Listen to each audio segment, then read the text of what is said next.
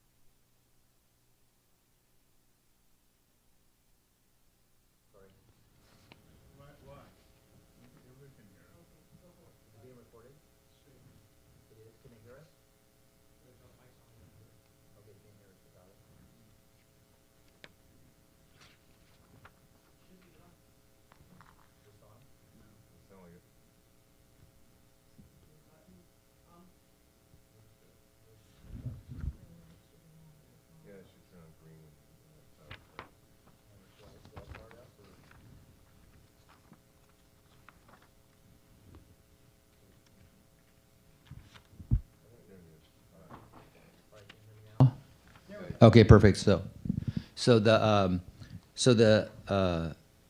priorities were adopted, but needed some work with the city manager and the mayor working on them together. I'd like the full council to make sure that those priorities are in a wording that is acceptable to everybody. With things that have already been completed can be moved off the list. Things that we still need to do, we can set dates when they need to be completed by. And then looking forward to the next 6 months ahead of us, this says through 2028, but at least through the next 6 months through the end of this year, what our council's priorities for that period of time. And then off of our priorities, the strategic plan, which was established in 2019, it goes through 2029. That should be updated as well, and it's not what we're going to be specifically working on today, but it's going to be the next step is working on our strategic plan update so that we can have something that memorializes what the strategies and tactics and how we're going to measure things and all of that. So that's the format. We have Tracy Miller is here today in order to facilitate our discussion, and so we will get started with Tracy. Thank you. Thank you, Mayor. Good morning, Mayor, Mayor Pro Tem, council members. I'm excited to be here. As I see you here this early in the morning, and I know how late you worked last night, it's just a dedication to the people of Antioch. It's just another example of how awesome you are. I have a mic on. Is that on? Okay, perfect. Thank you. Can you all hear me? Yes. Thank you. I just want to say the people of Antioch are lucky to have you, such hardworking council as you all are after putting in these long hours. I started off when I started working with you a year ago telling you that I got to dance with your seniors. Well, yesterday, and I loved your seniors and your senior center, yesterday I got to work with your dispatchers, and I'm working with all kinds of different divisions within your city this week. I'm here all week doing that.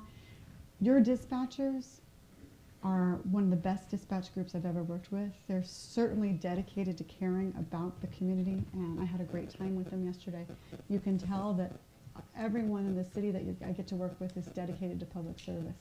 So thank you for that opportunity, because your people inspire me, and you inspire me.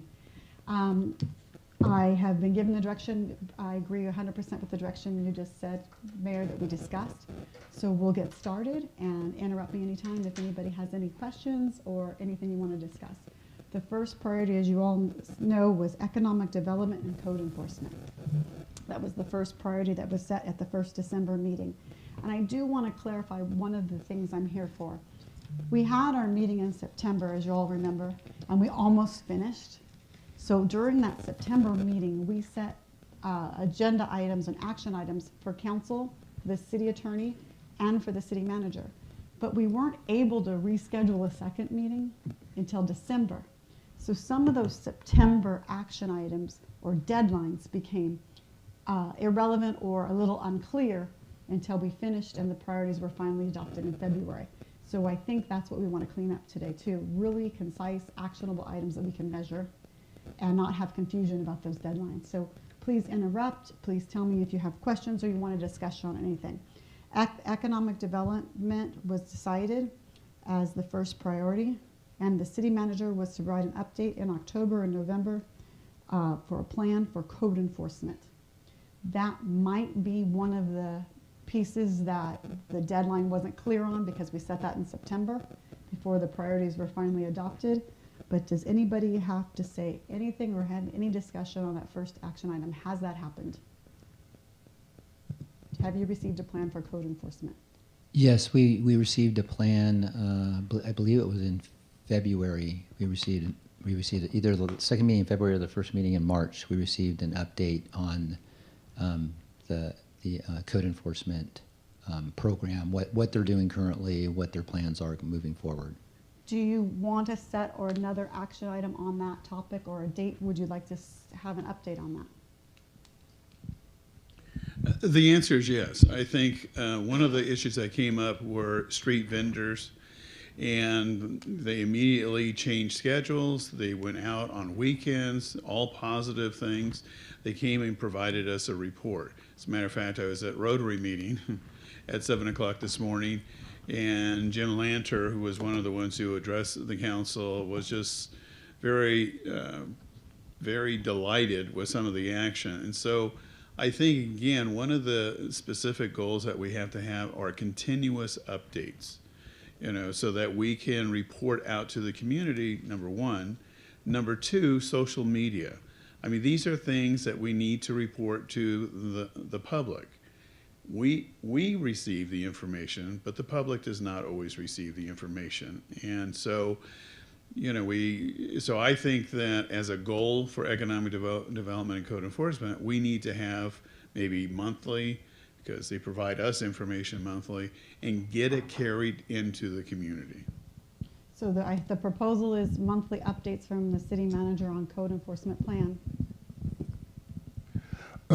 Yeah, and along the same lines, one of the things that we receive is updates. I think they're called CET updates, and provides contacts that were made with encampments, and it generally has a report that summarizes the location, observed, not observed, resources being provided, offered, and then so it gives you kind of a detailed summary of each of the code enforcement that have addressed encampments that have been reported.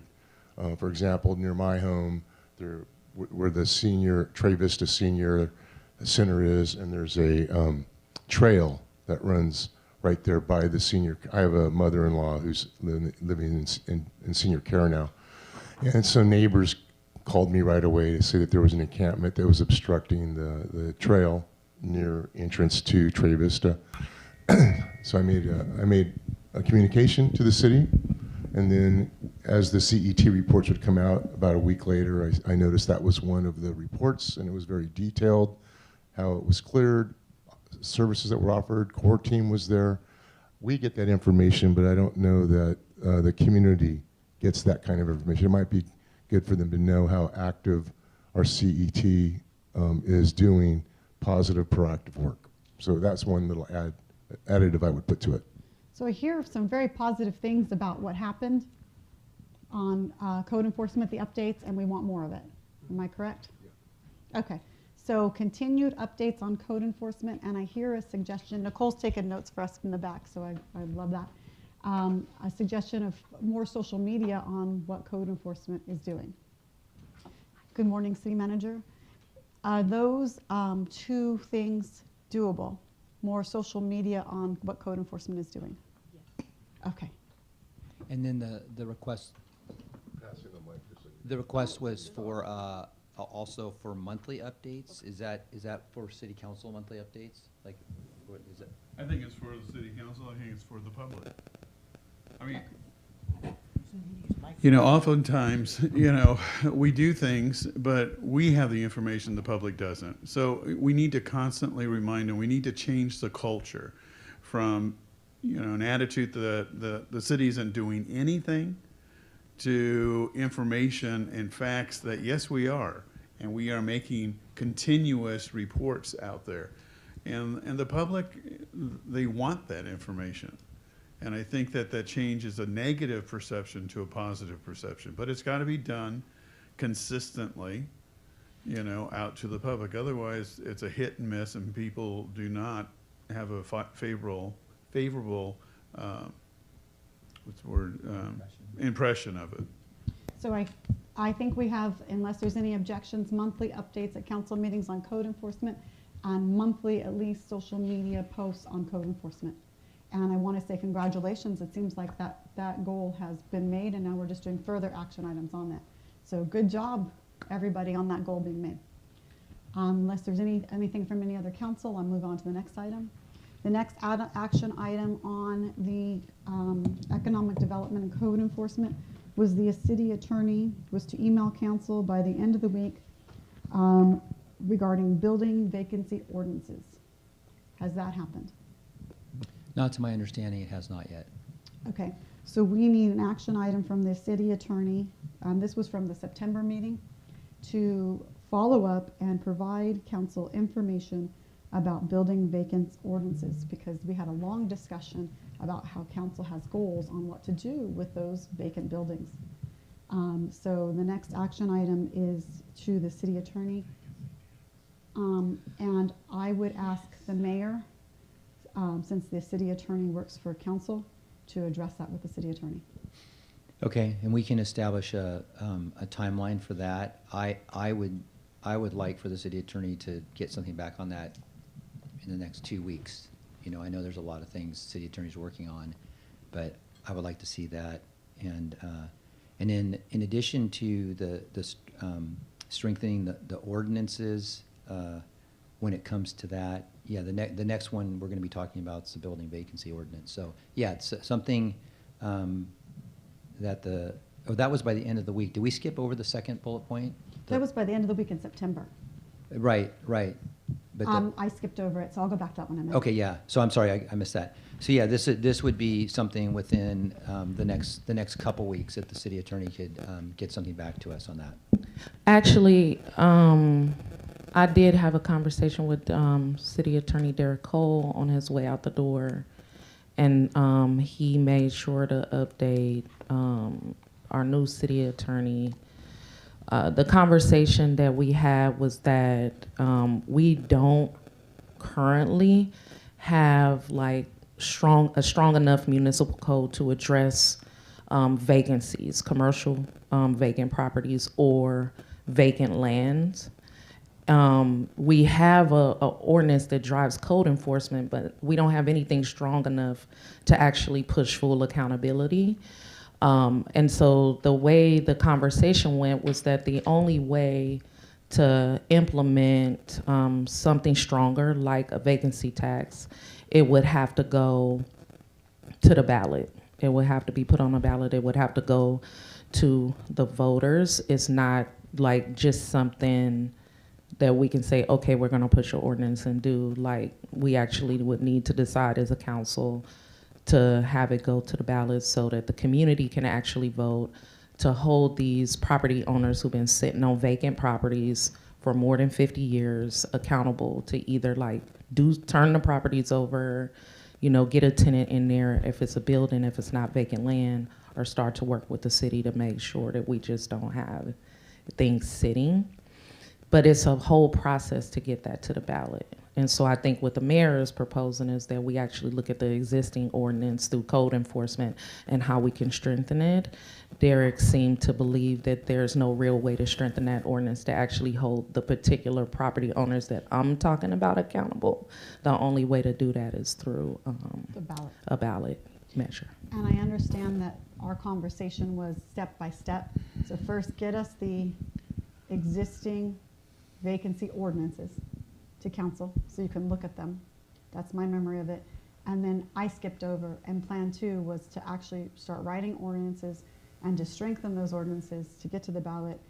The city attorney was going to provide council a comparison from what other cities have. What are other cities doing on these ordinances? So another item is that we all believe that there's lots of vacancies. We have no inventory. There is no data. How big is this problem? You know, we have to be able to put our hands around this. I mean, we all anecdotally believe it's an enormous issue, just driving through our community, but there's no facts here.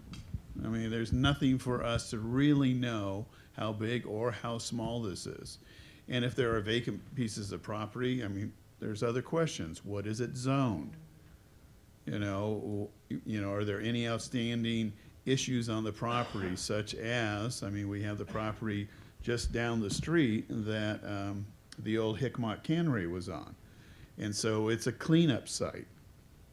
We have no way to determine what that is. So we actually need data to help guide the city council, in my opinion, on, okay, what is the information out there? And then we need to prioritize. Otherwise, we will never begin to attack this issue appropriately. So who would provide that data? I don't know, city manager. Former city manager, acting city manager Kwame Reed, actually did provide me a list of all of that inventory in my district a few years ago, and it came in an Excel spreadsheet. No, it came in an Excel spreadsheet. It gave me like the parcel number, where it's located, what it's zoned for, all of that. So I requested it, and then that's how it came to me. So I think he's no longer here. I don't know how he got that information. I have it for my district, so it's not anecdotal for me. I actually can see it. But I do believe what Mayor Pro Tem is saying is that maybe we need something citywide so everybody on the council can actually see I know what the needs are district level, but it would make sense to know what the needs are across the city. So before we go back to the data, I want to just make sure we've cleared another deadline. So by 2 weeks, the open vacancies, Mayor Bernal is going to talk to the city attorney about getting that information to council in the next 2 weeks. The action item, the other item is writing ordinances. The city attorney is to get you a current list, this is from September, a current list of ordinances and compare them to other cities, which the city attorney said they would do by the second meeting in October. What action item would you like on that? You have not received that list. Okay. Yeah, so we, again, talk with the city attorney and find out when she can get that information to us, because actually it was Kevin, the assistant city attorney, that had made that commitment back in October or back in September. So within a month or so, he had indicated that he was going to be able to provide that, and so here we are 6 months later. So we'll talk with the new city attorney and find out when she can get that to us. Can we do a suggested deadline like we're doing for everybody? I mean, I'd like to see it if Kevin thought he could do it within a month back in September, I'd like to see it within a month again, but I don't know what she's going to say as far as what that can be done. But again, this is really important. This was important to us back in September. We're 6 months later and we're still talking about it. So obviously the past interim city attorney didn't make it a priority. So we expect our new city attorney to make this a priority. So that's why I'm being really specific on deadlines and who's going to communicate that. So is it acceptable with you, Mayor, that you communicate these two action items with a suggestion of 2 weeks and then a month to the new city attorney? If that's agreeable with the rest of the city council, yeah. Are you saying April 30th? Thank you. That sounds great. Yeah, April 30th is fine. We're the end of March right now, so Right. yeah, April 30th. I mean, this is 6 months late. There really should be no reason that they can't do this. But I do want to emphasize one thing that Council Member Tamisha Walker said. It's the ordinances that will be leading up to an election. So it's just not the ordinance, but they have to be framed to answer all the questions with regards to an election. When can we have an election? How much does it cost? Who would implement it? So it's ordinance and action step. So an action plan, you need data. What I'm understanding here, you say you need data that you wanted, so we talked about in September, and then you're now asking for an action plan on this data to put it on the ballot. So there are a few things that's happening here. So there was a request to look into measures like Oakland put on the ballot around similar to what Oakland did and to look at what other cities did, which were ballot measures, and like look at those and bring them back. That's one, that's just research. Go look what's out there and bring it back. I believe Oakland's, I don't know if it was Measure K or whatever, I don't remember.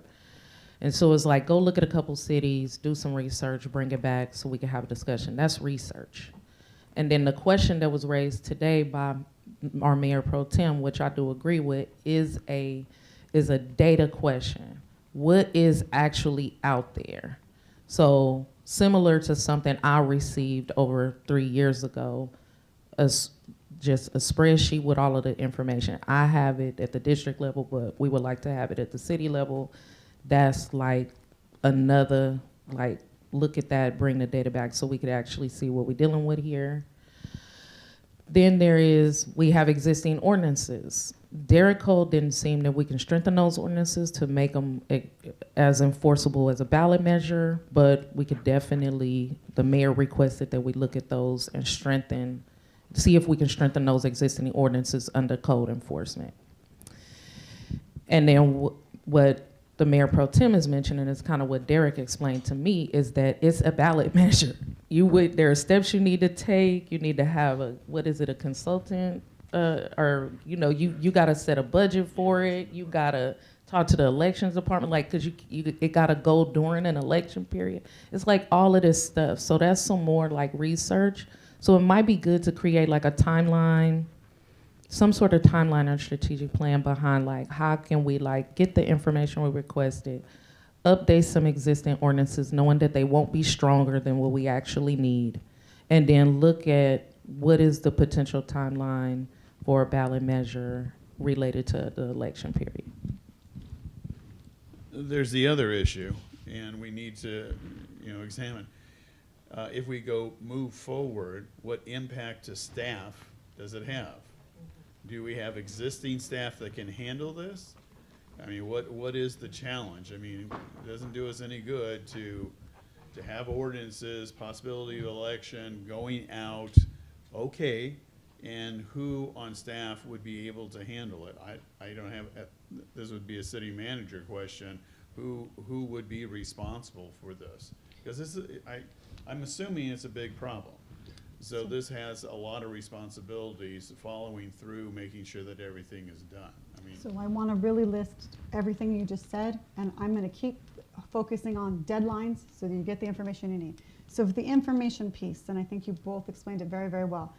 2 weeks, we're going to talk to the city attorney about talking about the vacant, with the 2 weeks, the information they were supposed to give at this end of September. Mayor Bernal already said that. You're going to check with the city attorney on that. The information piece from the city manager now.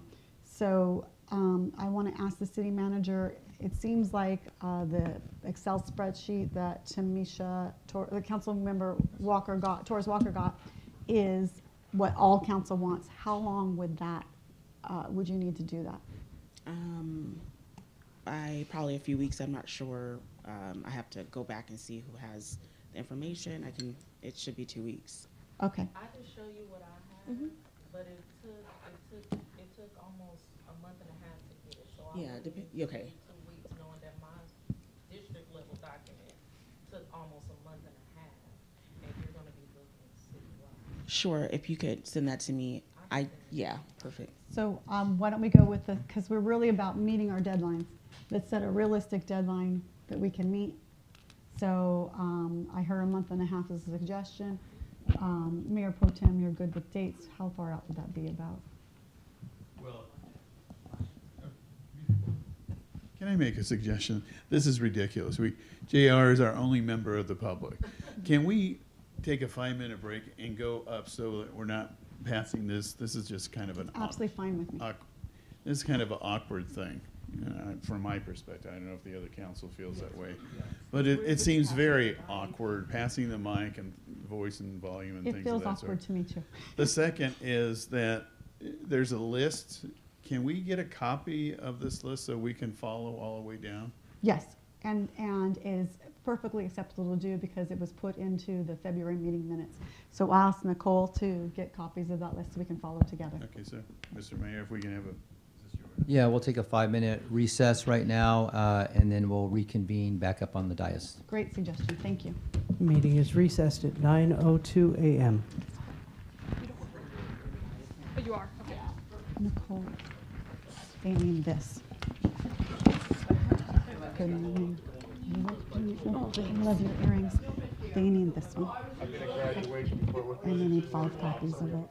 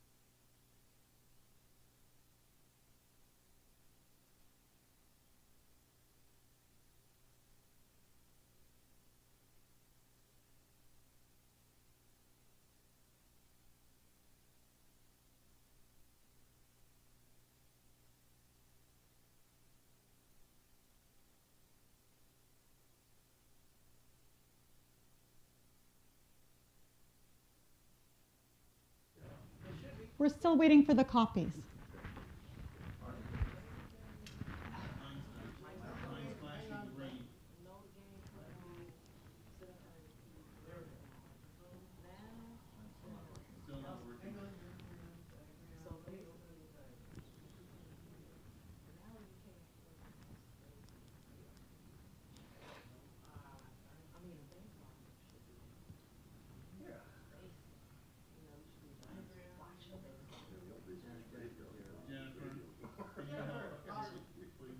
I mean, I was old. I used to put KBLX on the stereo. Listen to the radio, but now you have that.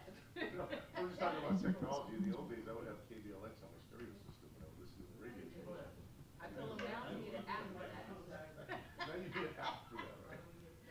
You need an app. Remember FM radio? That was a big deal. Now you need an app for You everything. know what's the CBS, Boys on the Hour, I would turn KCBS News because, and CBS radio network is going to be discontinued. It's like, really? Yeah, some of the basic things. Another erosion of people. Yeah, I think it's working now. It works.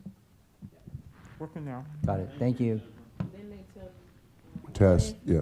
if you want to know more about the news, follow us on KTVU app. You want me to move up? Is it okay if I sit?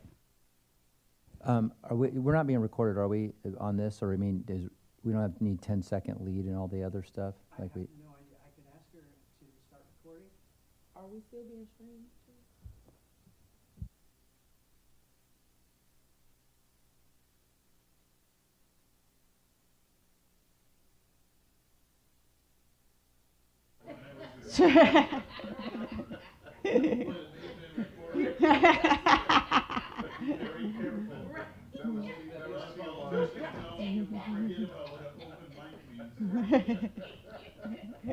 All right, so we have been being streamed, but I don't think we've been on mic, so I'm not sure what people were hearing, but they were watching us. So, in any event, we are back from our recess. Could you please take the roll, Mr. Clerk? Thank you. Councilmember Rocha. Here. Councilmember Torres Walker. Present. Councilmember Wilson. Here. Mayor Pro Tem Freitas. Present. Mayor Burnell. Here. Thank you. We have a quorum at 9:12 a.m. And is Nicole coming back with our? Yes, I just said she needed a few minutes. Oh, okay, that's what we're waiting for. Yes. Mr. Mayor, can I just go back to one thing? Yes. And this may just be a request with regards to code enforcement. You know, we do ride along with the police department, which I think is very valuable, you know, also going into dispatch and seeing, you know, what the dispatchers deal with. I actually wouldn't mind going on a ride with code enforcement, just to see, you know, some of the issues that they deal with. I've never done that. You know, I think it'd be educational and learning experience for me. Now, that might just be my request, but I think it would be helpful if we could do that. I'm working with your code enforcement on Friday. Every time that I meet with your people, anytime council sits with the teams or does something like that, they feel even more valued. So Just to comment, like last night when we were discussing about dispatchers, we have something that may have come before us, but we don't have much information about the people who are actually doing the job. Right. And so I think anytime we can have conversations with employees to get a better understanding of what their experience is, how we can better support them. So again, I think that parallels what you're saying, is whether it's with, you know, right along with code enforcement, somehow we meet with dispatchers to kind of hear what their position's like, you know, that whole AI conversation, you know, what does that mean for them or whatever. But I think anything we can do to be in person, to observe, learn, experience what our employees are doing on the front lines, that better gives us more insight when we make decisions on policy. I know that. So just following what you requested, if maybe the code enforcement officer could reach out in the next 2 weeks and see if there's any interest, and then we could schedule ourselves with them. I know Nicole's not here. Brian Addington Oh. and I already gave each other a high five that we're going Okay. to take care of that for you. It's a great suggestion. Could I suggest that we continue just on this topic while we're waiting for the copies? Sure. So that we can be progressive. So in order to summarize what I think you've all said, and I think you've said eloquently, there's 2 stages. You need the information and then you need a plan. So on the information stage, once again, just so we have it, the 2 items that the city attorney needs to turn over, Mayor Bernal, you're going to be the communication piece to the city attorney on those items and those deadlines. The item that the city manager needs to get you all regarding in your districts, the vacant buildings, we're going to give her a month and a half is what Councilmember Torres Walker suggested. So can we say May 15th? Actually, I think Mayor Pro Tem's suggestion was citywide. Yeah, I asked for district level because I wanted to know what was So I going on in apologize. my district, No. but it was citywide. So I don't know what people's expectation is. It took a month and a half just to get district level information. So I don't know what the expectation is, but we could say a month and a half and then come back. I don't know. And I mean, I'm a- most of the information's already in the CAD system, it's just Yeah. accessing it, if they've done it once. But let me just suggest a hybrid, citywide information, and if you can just distinguish which district. So I'm a big believer in getting you all results. So that's why I keep sticking to the deadlines so that when we have clear deadlines. So if a month and a half doesn't work, Let's stay with a month and a half. Yeah, city manager can just let us know if that May doesn't work. 15th. And then the other thing I would just request is that whenever information's sent, for example, to Councilmember Torres Walker for her district, that all the council members get it, regardless of what district they're in, so that everybody has the same information. And frankly, going back between 1998 to 2008, the rule was that if any member requested information, all members received the information, so that we're all on the same page. And I think that that's something that we should follow. So I took that note to discuss with the city manager and put in my notes. And she had to take a phone call. So we have our deadlines on the goals. The last issue is once we get this information, which appears that we're going to get it by May 15th from 2 pieces from the city attorney, 1 piece from the city manager. Now we are asking the city attorney to come up with a proposal on research on what it would cost and how likely success would be if it was put on the ballot. That's the last piece I heard you all talk about. Do you agree? And that's specific to the vacancy ordinance and then whatever ordinance updates are necessary. For example, my experience has been that we updated ordinances apart from having it go out to the public for them to make decisions on it. That's pretty rare, and so I would want to know what we can do apart from a public process, because that involves elections and all this other stuff, and I think there's things we can do short of that could strengthen our ordinance.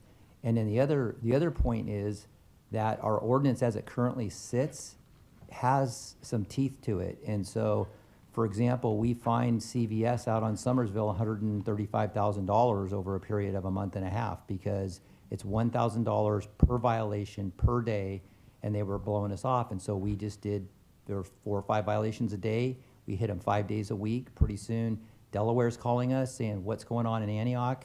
Because we don't know anything about it. And we said, you guys are out of compliance. So I have experienced us going after properties that are out of compliance, and I'm curious why we're not doing that now with properties that are non-compliant.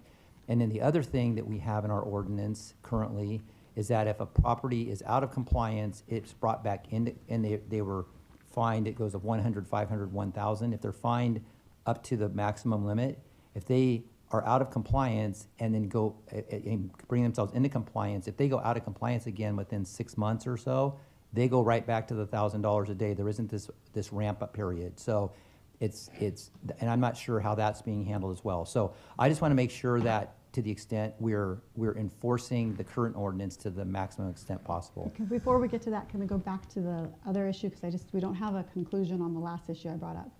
So a plan, because that's a separate issue of enforcing the ordinances you actually have.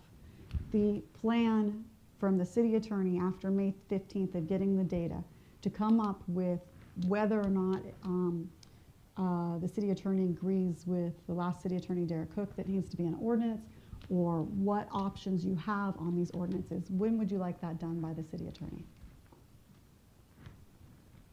With the options on the ordinance? I think I Ron thought- already mentioned that. We requested this 6 months ago and gave a 1 month deadline, so a 1 month deadline. So that was the April 30th I date. thought you said 2 weeks. So there's 2 weeks for the, that's why I want to be really, really clear. There, and if I misspoke, I apologize. So the first action item is city manager was to update, I'm sorry, the city attorney was to writing ordinances and strengthening these ordinances that we have. Current list of ordinances and compare them to other cities. And that was supposed to happen at the end of October. Right. And So you we're said gonna that do the that in mayor 2 was weeks. going to talk to the city attorney. So I'm talking and about get back something in 2 completely weeks. different. Once you have the research, then Councilmember Torres talked about, I'm sorry, Councilmember Freitas talked about a few minutes ago, then how much does it cost with this information if we do want to do a ballot measure? So once you get all the data you need, there was a suggestion a few minutes ago that the city attorney would then come up with the pros and cons of a ballot measure. I'm just confused because I I'm feel like we're confused. not talking about the same thing. Okay, So when I'm thinking about code enforcement going out and fining people $1,000 a day, whatever, and then they call, that's about like blight. That's about like an issue, right? That's your building is like out of code. You need to get it into code. You need to do that. That's one thing. I'm talking about a property that might not have any code issues, but it's been empty for 30 years. we're talking about two separate things. We are talking Yes. about two separate things. So before we get to before we talk about, and that's why I paused when the mayor just brought that up, because I wanted to go back to what we were talking about before and get that wrapped up. Now you have all the information. It's May 15th you need. We haven't set a deadline or an action item for the ballot measure issue. Well, because we don't know if it can go on the ballot. Okay, so we'll pause on that. It Well, I was mean, it was the month and a half to bring back the research that date- Mayor Pro Tem requested for us to actually look at what we dealing with to see at what's the scale of what we're dealing with, so then we can actually have a more substantive dialogue about what it would take to get, like, if a ballot measure is So necessary. We're not ready to set a date for that yet. No. Right, assuming that one of the options is an election, the city clerk's office will have to be involved because it is a possible election. And the Contra Costa County Elections Department will have to be brought in, because there's all kinds of timelines, procedures, costs, and things that would have to come forward. So we're not ready to set a new action item or deadline. Thank you for clarifying. I just wanted to make sure. But I do want to go to the mayor's comment. You know, existing ordinance, I think, I forget what it is, 500, I don't know, 100, 500, 1,000. We need to revisit those, penalties. And number two, one of the things we learned through Home Key is that there are property owners that are incredibly delinquent on making payments to the city. And I think this is a very big and broad issue that doesn't do us any good to have new ordinances and, somebody sends a mail, there's no follow through. And, there's actually, I would assume it is the finance department would be responsible for the collection of fines. Well, we discover that years have gone by, and instead of, paying some of these fines, they just have continued to accumulate. So it is the ordinance, it is the penalties, but there is a staff consideration. Who is responsible for overseeing the enforcement activities and the collection of revenue? And there's a policy question. The policy question is, where does that money go?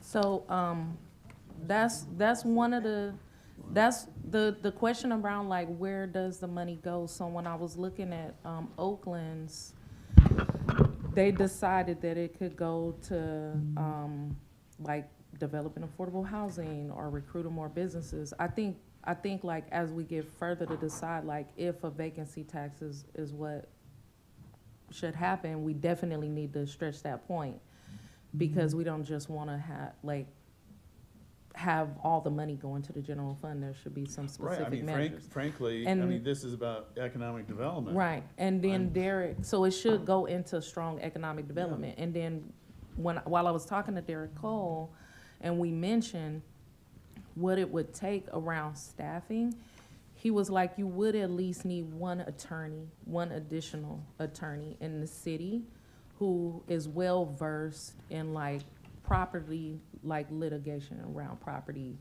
And he said, and actually you need that now related to the outstanding fines and fees that haven't been collected on people who are just not paying. So the staffing recommendation for this was at least one more attorney in the city attorney's office that just focused on these property issues. It would be their sole job is to focus on property issues and landlord. So what I hear you saying is that, but going back to initially the mayor's comment, you want the actual ordinances to be enforced. And I'm hearing that we want to know a policy decision, council to make is where the money goes. And Well, it's a review of the ordinance, it's a review of the penalties, who is responsible for overseeing the collection of those, and then where do those funds go? perfect. So the review of the ordinance and review of the penalties would be a city attorney discussion that we've already had. So I'm going to then turn it to the city manager. Can I have one question on the ordinance? Because I believe we have at least one, maybe two property owners that they pay the fine, but they don't do the maintenance and upkeep. I know I have at least one in my district that I know has been fined and the fine is being paid, but you still drive by and it's all blighted. We could add something into the ordinance, but I don't know if that's a legal thing that we have to go down for instances, because we do have at least one property owner. We'll make one note for the city attorney to answer that question for Councilmember Wilson and the rest of the council. Because I think at one point we went down legal avenues about that particular. So the question is, once they pay the fine, what do we have in the ordinance to give some teeth to actually making the repairs? I think Councilmember Wilson brings up a very good point. Sometimes it's cheaper just to pay the fine and ignore what its purpose was, and that is whatever's in violation. So again, I think that's a legal question. You know, just because you collect it, I mean, a lot of people are business oriented and say, you know, okay, I'm gonna pay $1,000 because to clean this is gonna take me $20,000. So they can keep on doing this for 20 years. Which means the ordinance has to have that teeth in it. Yes. Well, and that was the reason behind the CVS example. They blew us off for years, and so we came after them in one month. And it isn't a matter of the fine being so low, it's a matter of being out there and addressing the property on a daily basis. And so it is possible to get the fines to a point where the property owner, we get their attention. I think that this is a question that needs to be discussed further with the city attorney, because state law mandates limits on the fines. Yeah, the maximum is per Yeah. incident, right? $1,000, that's the state limit. I think it's 500, but I also think that it wouldn't just be an additional city attorney, which we do need a deputy city attorney for property issues. We're calling an email that the mayor sent last week regarding A1 tires, and we're already at the maximum of what the code enforcement staff can do on the operations side. So there needs to be enforcement. But in addition to that, in order to find the person or the business every day, you would also need code enforcement officers who are dedicated to just fines, because it's a full-time job. That's fine. We have vacancies. So the question on the table then is, do we need some kind of vote or direction from council that the money should go into economic development? No, that's not today. We're not there. Okay. You know, but it is a question that needs to, you know, that needs to be resolved in the future. Just putting in a general fund, I'm not sure is the thing, because I mean, the issue is the vacancy. So again, let's address the issue. You know, if we have revenue, what are we gonna do with it? And as a matter of fact, if we generate the revenue, that can pay for some of the staff costing. So the only unanswered question I heard that's on the table is who's responsible, I think this is a question for the city manager, who's responsible for overseeing in your departments collecting, who's responsible for collecting the ordinance fines? Is it your finance department, is your code enforcement? Yeah, it's several different, it depends. It depends on the fine, it depends on if it goes to court, it depends on, so we can come back with a memorandum, but what specific questions would you like answered?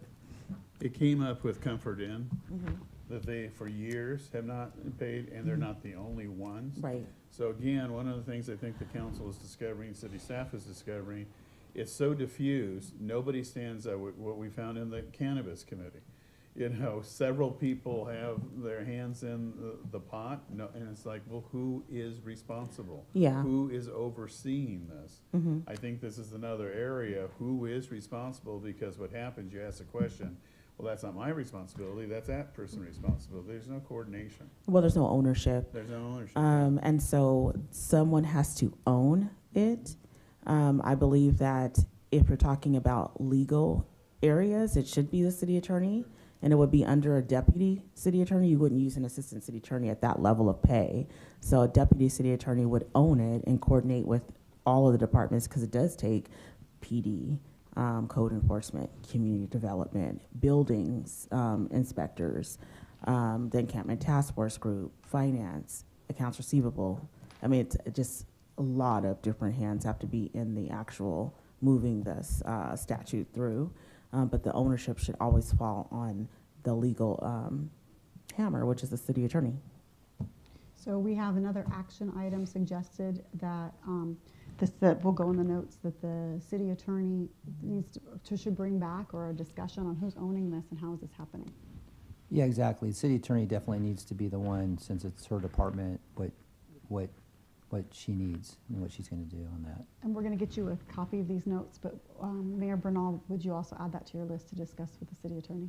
As far as the who's responsible For the collection of code enforcement violations. Yeah, I mean, I think it's definitely it's between the city manager and the city attorney, because the city manager oversees the finance department and, you know, that side of it. City attorney would be, you know, I think providing input for the legal side of all of that. So, Is there any action item proposed on that topic? I think it's just an update on what the current practice is, and then what, if it's deficient, what would need to be done to bolster it, to get it to a place where it is robust and we are staying current on our collection. When is a reasonable time that you would like an update from the city manager and the city attorney on the process? April 30th. Perfect, thank you. Is that good And with the who's city going to speak to manager? the city attorney? Because we can give you the code enforcement side, which is just process. The legal side, I can't. So When we were out of the room, City Manager Scott, Yeah. we gave Mayor Bernal Okay. to speak to her about a list of things, and I think we just added this to when you were out of the room. Thank you so much. Is this meeting being recorded? I didn't see it on the camera outside. Okay, thanks. I believe we covered economic development, unless any council has any other topics on this. The last item was the economic development plan, the fourth bullet point. Thank you for reminding me of that. It's on, if you turn to, it's the fourth page, it's attachment B. Action One item more- was the one more economic page development back. plan, hopefully to be done in the No, next this 3 to one. 4 Go months back to the by front. January 2026. Yeah, But so we're- this is, Go ahead, yeah. this is one of those items that we decided in September, but we didn't get the priorities finished till December. Do we have any update on an economic development plan? I'm sorry. No problem. I could be wrong, but we were almost here to 11:30 last night, talking about economic development. Was that not a plan? Or was it the beginning of a plan? That was. I'm asking Mayor Pro Tem because I don't know, you might have different ideas about what happened last night, but. Because the votes started to slow down, so I assumed everybody was getting tired, but. Yeah. I mean, I think David Storer is coming back in 90 days. That was my impression, in 90 days. with a lot of the questions that we raised last night. I mean, we spent, I don't know, an hour and a half, 2 hours on it. Good progress on this goal. That's great. It Great news. is. It was mostly the data. It was, I mean, it wasn't the plan, it was the, just It wasn't data. necessary, it really wasn't the plan. But in stage one, we need to get the data. And he's coming back, and we have a deadline already of this in 90 days. He's coming back first week I want in to say it was June. June 9th. Yeah, Yeah. first meeting in Great. June. But, yeah. Progress. Excellent progress. And I think in between that, we have 2 new hires for economic development. The economic, Mayor Pro Tem, you were there. No, I know, but I mean, I didn't know they Yes, accepted. yes. And a consultant coming on to assist. So there are 3 plus 1 in the hopper for the Senior Economic Development Program Manager hire. So the team will also be in place by June 9th. I want to say that so many times, especially with public servants like you all, we always think of how much more we have to do, but we don't pause enough to think of what we just accomplished.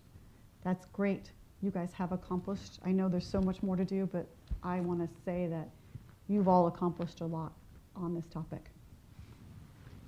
Can I move forward to the next topic? Yes, please. Thank you. The next priority council set, as you all know, was public safety.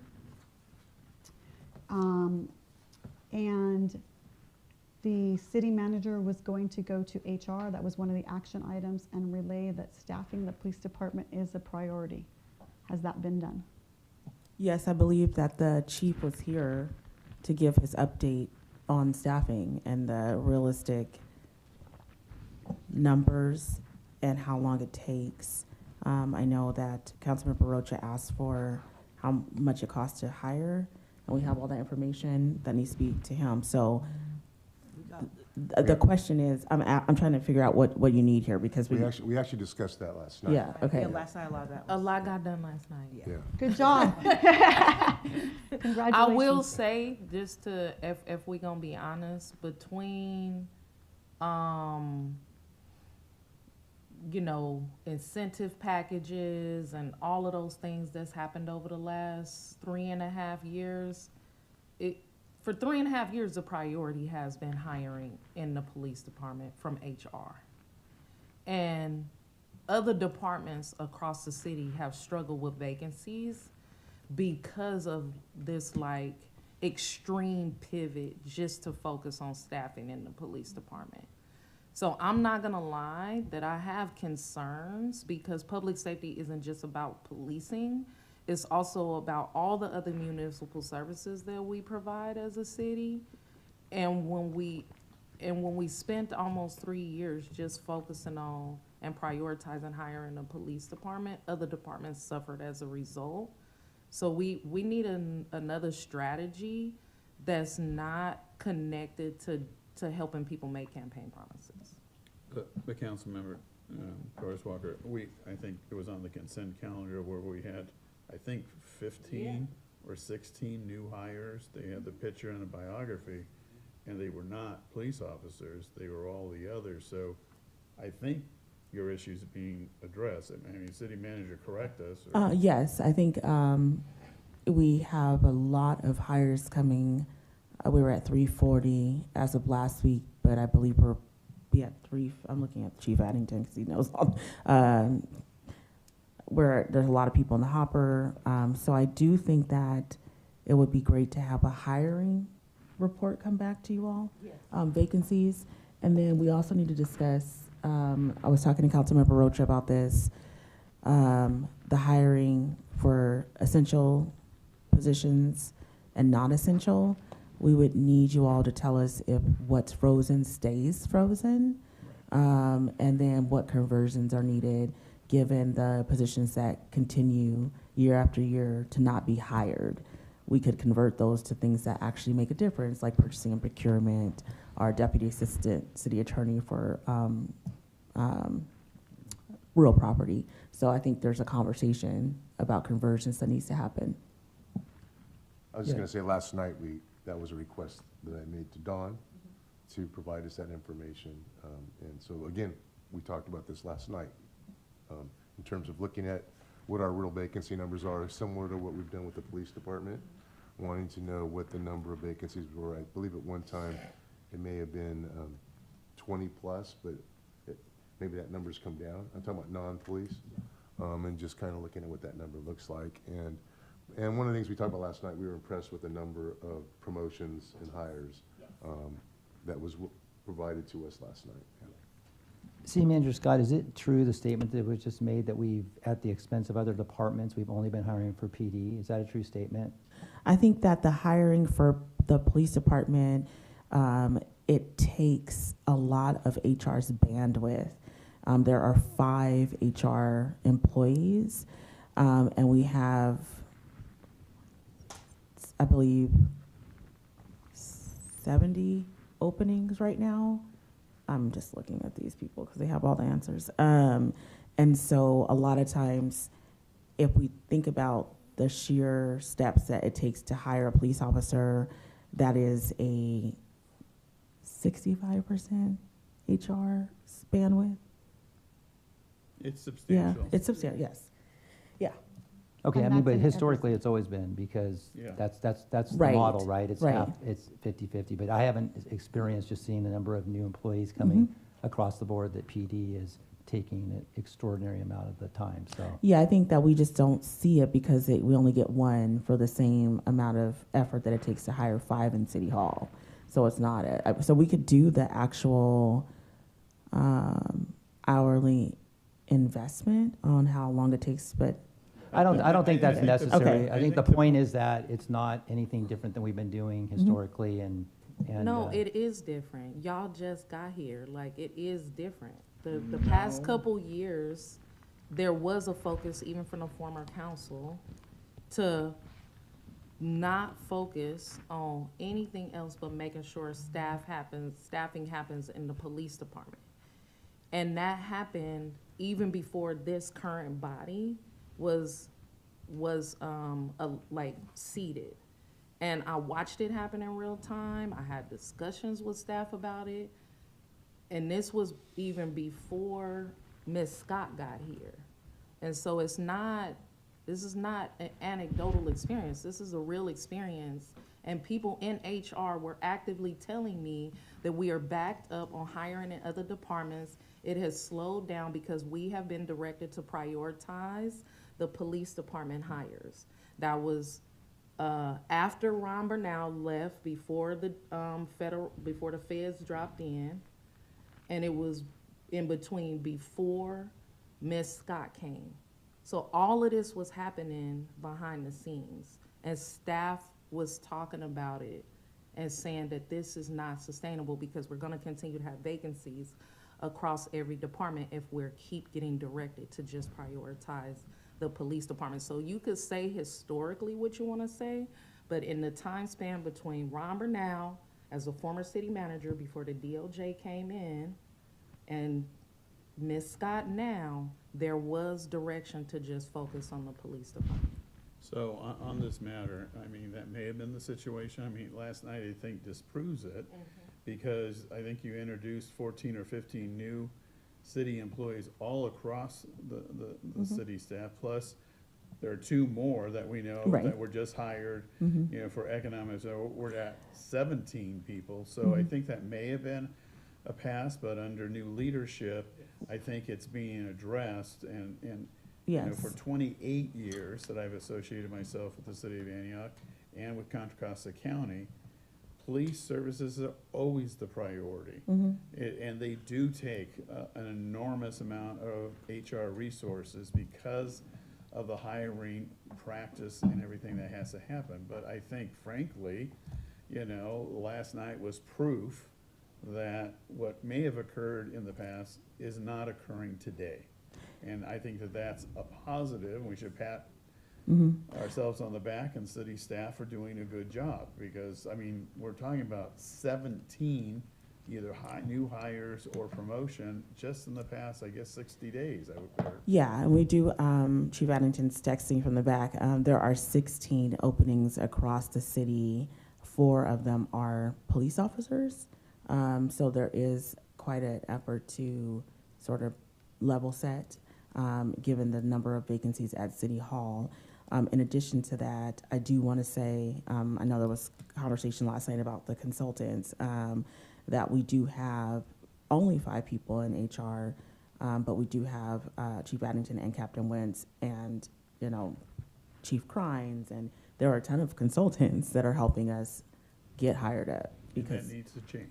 okay, so we could also, you know, It needs to change. well, you're moved into the office next to mine, so it's changing. So, Tracy, I think we've responded to the I questions think that you you have. asked. Can I move on? Thank you. Yeah, and please, Did and that- will you do me a favor and Did start? that answer Councilwoman Torres Walker? Did you get? No, it was more so to say that I've been traumatized in this city and I don't want to go back. So I'm not saying, I guess my anxiety was that we were gonna go back to not prioritizing staffing up in City Hall. So it was just a warning and saying I don't wanna go back to that. Let's figure out how we staff up both City Hall and the police department. And I think we're doing that, correct? Okay, so Correct. the original comment that we weren't, I just wanted to correct. So that was I it. don't need to be corrected. I don't, not this early in the morning. Okay. I'm not on my personal experience. I'm just saying, it happened in the past. I don't want it to happen again. And I do believe that we've been moving forward with City Manager Scott. She has been the most proactive city manager I've worked with. And this is only happening because she is in this space, and I appreciate that. But I don't need to be corrected. All right, thank you. We'll move on. Thank you. Tracy, do me a favor, when you're going down this list on the public safety DOJ, can you start at the top of the list and work down? Yes. Because it seemed like we jumped to hiring, just start the first bullet I point. and did, work. I did start at the top. 2026 is July, the city manager, this is the only topic we have so far. The city manager was to, you all agreed to inform HR that PD staffing is a priority, not delay. And we've just done that topic. The second topic. No, no, Meeting with DOJ to review progress. I have a different list. I just Wait. have it in different order, sorry. So we're not following you. All right, Can we get you the same list we're looking at? yes, can I see I what- have it. Okay. Can you hand me exactly what you gave them? Thank you. I have all the right things, they just might be in a slightly different order. Thank you.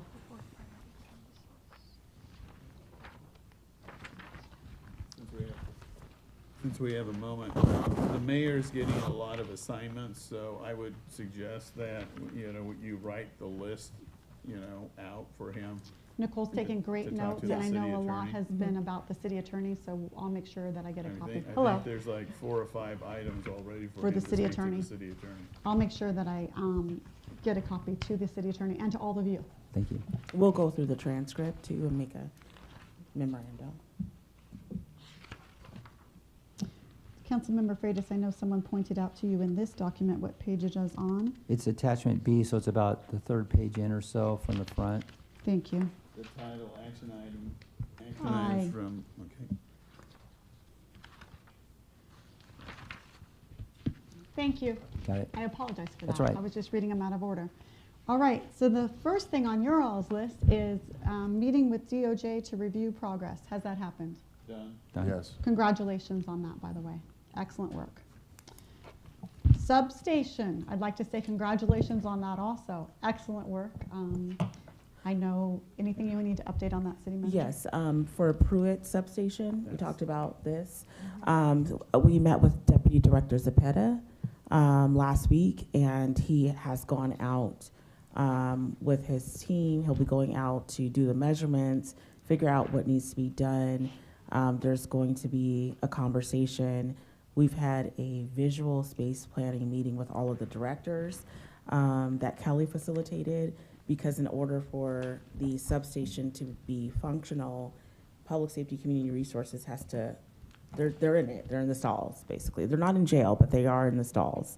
And so we need to get them a different space, which means that the 800 building is opening in, looking at Chief Addington, the 800 building. Everything cascades off of the move from there, and I think we talked about this when you were here, Mayor Pro Tem. I did, and I Yeah. raised it last night again. Okay. When are they moving into? They're supposed to be moving in, okay, September. September? Okay, I don't make the rules here. The consultants, I think the construction designer or something's going on with that. And I think that's happening. See, they're agreeing with me. That's happening all across.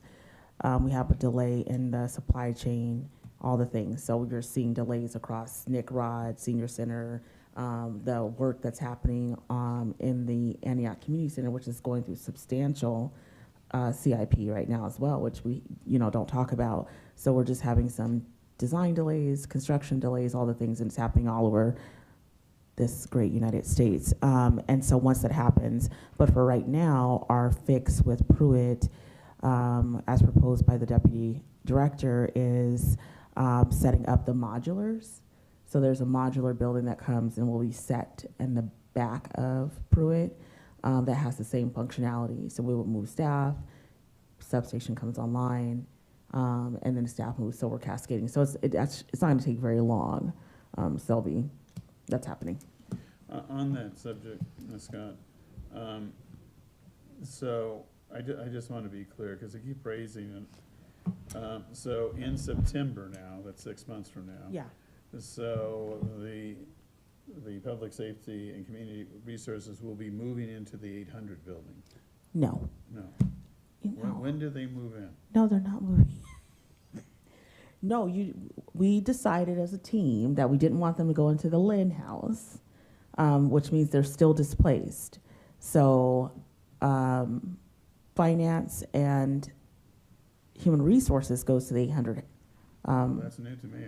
No, that was always. That was not always. That was Oh, not okay. always at The all. building was Right. originally purchased to co-locate the Public Safety and Community Resource Department, and I believe HR. Yeah, this is the first time. This is the Okay. first This is the time I'm first hearing time about I this have other heard that there's a thing. change. Okay. Yeah. Well, I can come back with more information on this. Yeah, And they were never supposed to go to the Lynn House. The entire purpose of purchasing that building was for community, for HR and the Department of Public Safety and Community Resources to go in there, free up the substation at the community center to come back to be a substation. So when did the decision Yeah. get made without I council being never had informed? that directive. So I think maybe all of this was decided before I got here. So it's always been because of the, No? No. okay. No? Yeah, my understanding was always that HR was going to be moving. HR. across- Yeah, and HR. Safety, we're gonna be And moving Okay. across the street. I objected to it. Yeah. I heard HR and Oh, okay. finance is moving over. Yeah, HR and finance, because of the counter downstairs. And so we can come back with a space plan for you all to review. Okay, so so the subject is the substations. Yes, So when we use 800 building, we're talking about the old PG&E I think building. it's Yes, two it's- hundred, isn't it? 200 building, it's, I don't know. Yes, How do whatever we number- identify the building it just, diagonals? catty corner is what I call Okay, it. so finance, yeah, PG&E building. So finance is going in there and Mm-hmm. HR. Yes. And where is public safety going? We have not decided what's happening with public safety. There's a conversation about the remodel in the Nick Rodriguez because it's a community center, to have the youth network services in the suite of offices there. And so those conversations are still being had, and we're happy to come back and have a conversation with you all about it. but it all cascades, I mean, the substation cascades off of all the other stuff. That's the reason why we're talking about Yeah, it. yes, and but the substation isn't delayed because of this. There's different things we're gonna do, like the modular, all that stuff. So we're getting ready for the substation So to at be set Pruitt up. Community Center, Yes, we're going to move public safety from the substation somewhere in the building as an interim measure. yes, Carlos is working on that now. Okay, and so when does the police department move in? I'm not sure. I know that it'll be up to the chief and CIP because they have to fix stuff. A lot of stuff in there is Okay, so not working. I mean, So so public safety and community resources are kind of out. We don't know where they're going. They'll always have a home. No, I'm, Okay, just because Montserrat might be looking, I don't want her to get mad at me later. But yes, they will be going somewhere great. Be positive. I'm just trying to, the subject is substation. I'm trying to understand, what's going to happen. And I also want to come back to Councilwoman Torres Walker and Councilmember Freitas in terms of the original intent of where people should go. So I think for the sake of this conversation and the question that, is central to it, the substation, standing it up is in process.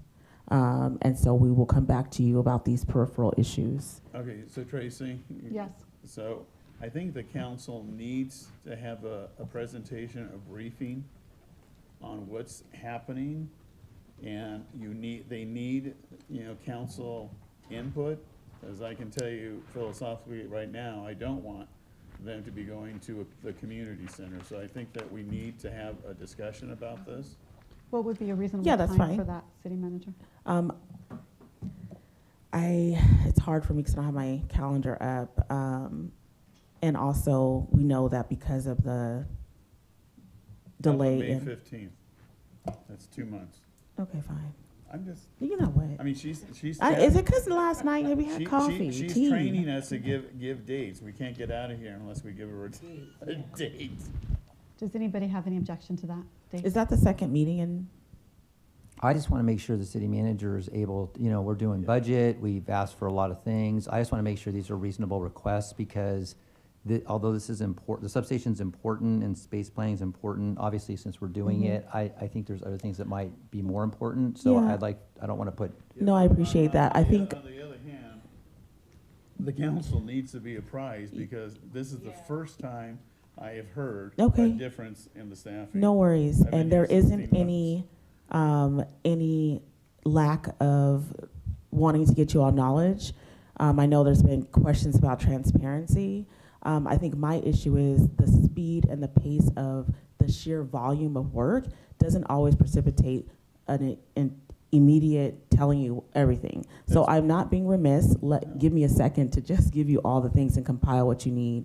I need a priority setting though, because when we talk about the buildings and CIP, I would need you all to decide what comes off the CIP list, because everything, we're not going to be able to afford everything. So what's happening now, for the projects that have not started, please swap something out if you want the substation to stand up, because at this point there are structural issues, there are issues with the bathrooms, it needs to be rewired electrically, it needs to be rewired for IS. All of those are significant. One of the things that I'm appreciative of David and the deputy director for is what can we use DIF funds for if we're standing up technically a new space. I mean, so we might have to change the name, but there's a lot of components that don't make the response for information immediate. Yeah. So being sensitive to what the mayor just said, I suggested May 15th, it's 2 months. Okay, I will, and if I can't, then I'll let you know. Yeah. Frankly, the subject is a little bit, larger now. What does the city hall look like? I mean, it's like, what's going to remain here? I mean, it's really, the mayor used the terminology, but, where's everybody located? Sure, there's a lot of questions because, we have been short on space. So like the IS department is in, the basement that's leaking, has bugs and, poop through the pipes. So I think everybody wants to come up a floor. And so there's plenty of space for everyone. It's the configuration. And we're happy to bring that and floor plans back to you all to discuss. So I think the issue on the table is deadline for that to happen. And is it a reasonable time, May 15th, or do you need more time based on this? Yeah, that is, but if there are problems in the basement, we also fix those problems. The solution is not to abandon it. That's not a solution. Yes, and I think in terms of the part B of the solution, please let us know what comes off of the existing CIP projects to Okay, so fund how that. are we going to do that? So we're just going to come back with a memorandum to give you the current state, and then we'll have a discussion about what you all want to talk about, and it dovetails with the budget conversation. And that information we can use to establish what you're Absolutely, requesting. yes. What is the priority? Yes. And May 15th? if I can't get it to you by May 15th, I will communicate that I need more time. So yes, initially, May 15th works. Okay. So I'd like to make a request that the CIP usually comes to us in June or so. Could we have the CIP come to us at the same time as this whole building discussion? Yeah, since we they talked all- about that with the last budget, that they would come together this year. So if they could, can that come on May 15th with this discussion, since they all, because this is all CIP stuff we're Yeah, it talking would need about to building-wise. for that conversation, so that makes sense. Yeah, because if we're going to be deciding what Yeah. does and doesn't go, so, okay, so May 15th or whatever that council meeting is would be the building/CIP discussion. I'll make sure the discussion, the notes have that reflected. It's just the first meeting in May, basically. The second thing is quarterly updates to council on DOJ. Having done a ton of work with DOJ myself, congratulations. I heard the DOJ gave compliments on how you guys are doing with complying, and that's something to be very proud of. Do we need to continue those updates? Yes, they are coming. They are. by They're virtue scheduled of this. quarterly, so it's built into the clerk calendar. So we can move on from that item? Yeah. Thank you. The next is PD staffing, 105 by July 1st, 2026. This is what you all agreed on. 117 by July 2027. We're still in agreement. It's being discussed through our budget. Thank you. Can I move on? Yes. Secure 10% outside funding is what you all agreed on for youth services through grants and philanthropic partners. Thank you. And I had this as a council item in my notes, not a city manager item. I know that we What are talked we about supposed to working do with the with it? schools. Get Well, money. I do know last night in the budget, there was a document provided to us to show all of the outside grants and funds that's been coming in. So, I mean, it's happening. Yeah, I think last night, the spreadsheet of grants showed Public Works, it showed APD, it showed Park and Rec, Youth Services were in there. I think another piece to this would be Measure W. I think that might be coming back and kind of laying out the funding that's gone to support youth services, because that's part of Measure W. So I think that's a piece that we're still, Yeah. I think we had requested maybe to have Measure W come out and do a presentation. I think they did the written form versus the presentation, so I don't know if we're gonna have a presentation, but I think that was kind of the ask. Yeah, we can definitely get them here to have a presentation, and we will tell them to expedite it so that you can have that information before the budget vote. Yeah, I think we had the information. It was just a matter of them presenting it Yeah, to us yes. publicly so the public could be a part of it. So that item's done?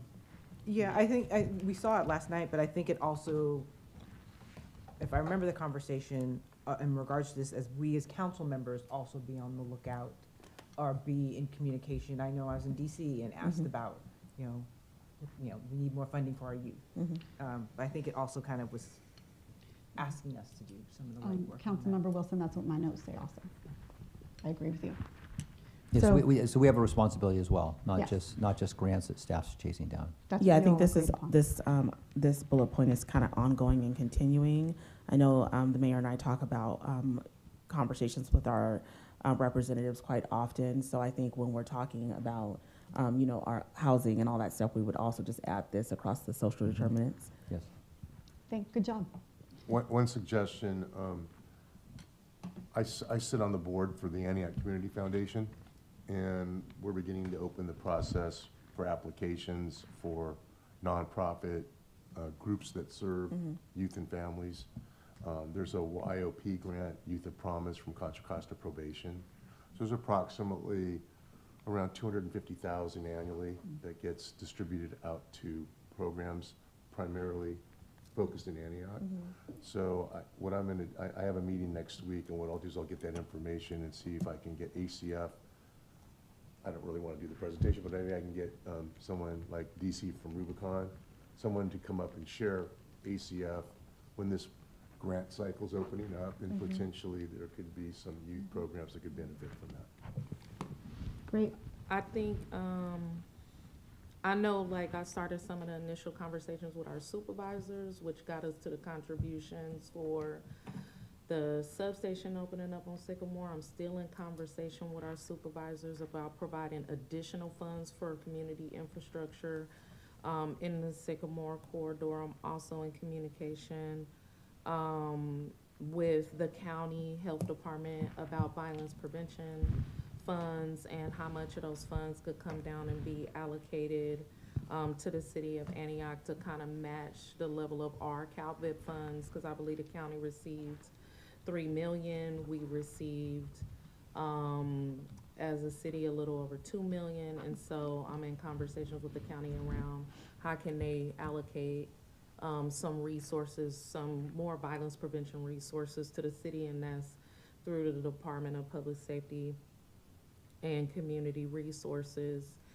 And I have been in conversation with philanthropy and other organizations around, like, how do they want to partner with municipalities?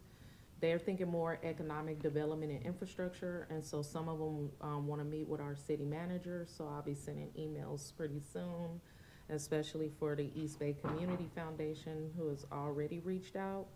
I do remember Mayor Pro Tem asking for a presentation to actually come forward from the Antioch Community Foundation. And I want to point out that I reached out to probation again about the JJCPA dollars that come from the state for youth diversion and intervention strategies. They have been trying to give the city money for the past 3 years to actually, for the Department of Public Safety and Community Resources to continue to do some of its work around Tay youth. And I actually talked to somebody at probation. They said reach back out to the director to schedule a meeting with the city manager to talk about how the city could set itself up to be an applicant for JJCPA dollars for the next funding cycle from the county.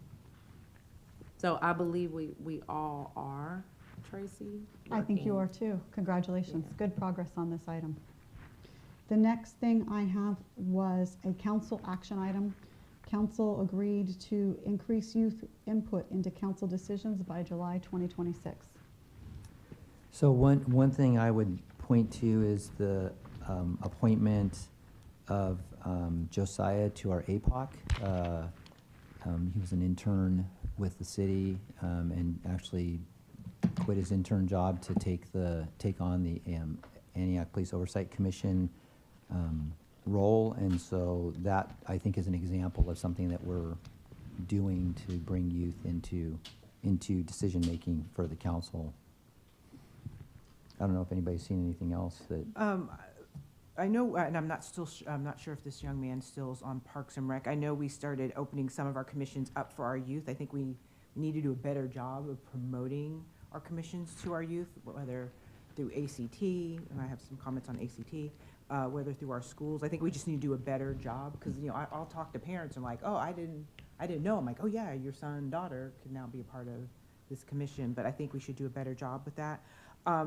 ACT, I think, is doing a good job of coming in and letting us know about events they're putting on.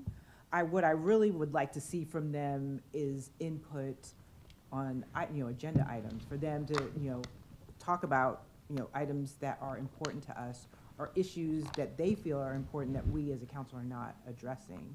And that can be I mean, in fact, ACT, the original concept was for them to be, it's a commission like they are, but also providing input to, recommendations to council on what they're going through. And I think it's slowly but surely getting there. I think it just needs that one big push to get them over, over the hump of, hey, let's comment on an agenda item, or let's come and say this is very important to us.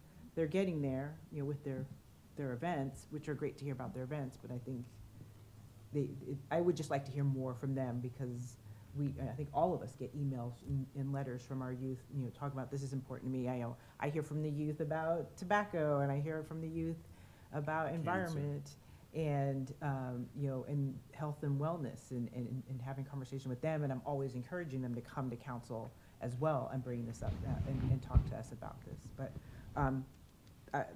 that's where I would like to see youth input, because overwhelmingly back in 2020, they were very loud about mental health resources and having mental health counselors. I remember council meeting, we were on Zoom, like 100 youth between the different high schools participated in a council meeting to talk about mental health. So just want to see more of that. Are you recommending an action item or just this is a discussion?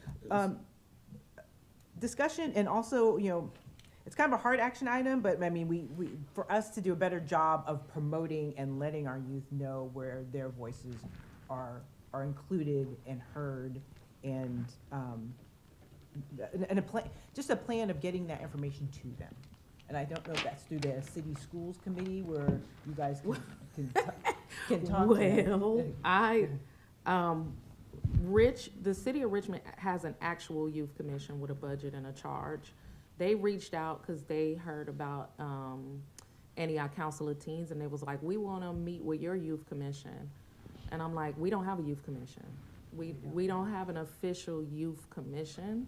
So they were kind of like taken back by it because they was like, well, you do, it's ACT. And I'm like, no, they're not an official youth commission. So I think it might also benefit us to look at how do we connect ACT with like municipalities local to us who have actual youth commissions, who are deeply civically involved and have budgets and have a charge, so that they can figure out how to get more civically involved beyond the activities that they do in the community, because they're not a commission, but they do a lot of great work. As far as like the city school standing committee, I was looking more at the last 3 bullet points to say something about that, because I know myself and Councilmember Rocha is in there. But on this point, we also just need to prioritize getting the word out and actually being realistic about appointing young people to the existing commissions we have if we have no desire to create a youth commission.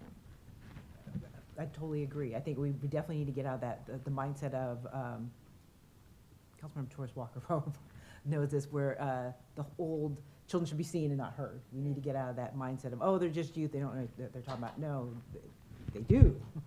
And we need their input. So I think you're right. I think, we need a true youth commission. So on this particular item, from an action perspective, I think it's difficult to invite them to a city council. They're restricted to 3 minutes. They may have 10 speakers, but it's an intimidating thing. So my suggestion would be that we have a summit between ACT and the city council, but the work burden is really on their shoulders. It's to organize the meetings and bring up topics with a whole city council and able to have a discussion. Now that may be like after, I don't know, and Councilmember Rocha would be better to answer this. If they start school in August, September, they're formed, and give them some time. So maybe in October of every year that we actually do a youth summit. And we recognize the ACT, the whole council is there, but we're not presenting to them, they're presenting to us. And so we can have a dialogue. Because I just, inviting youth to the council, they're restricted, it's a very stifling formal process. And I'm not sure that we really, I'm not satisfied with it. Well, that's not what we're saying. That's not what Councilmember Torres. I'm adding to this. I'm not crazy about youth commission because oftentimes it doesn't go anywhere, and that's a concern. I assume, I guess you would put this under Park and Recreation. I don't know. It's a city manager decision, but I think first step is to have a dialogue. We never have a dialogue with ACT. I would suggest, I had the opportunity to meet with the youth government for the city of Antioch. They were preparing to go to Sacramento as part of a leadership conference. And I was very impressed with them. They're very motivated and looking for things to get involved with. And the experience that they've gained from this Sacramento at the Capitol, where they went and presented and I think it was like a debate against other cities on different initiatives, and they were preparing for that. That's why I met with them.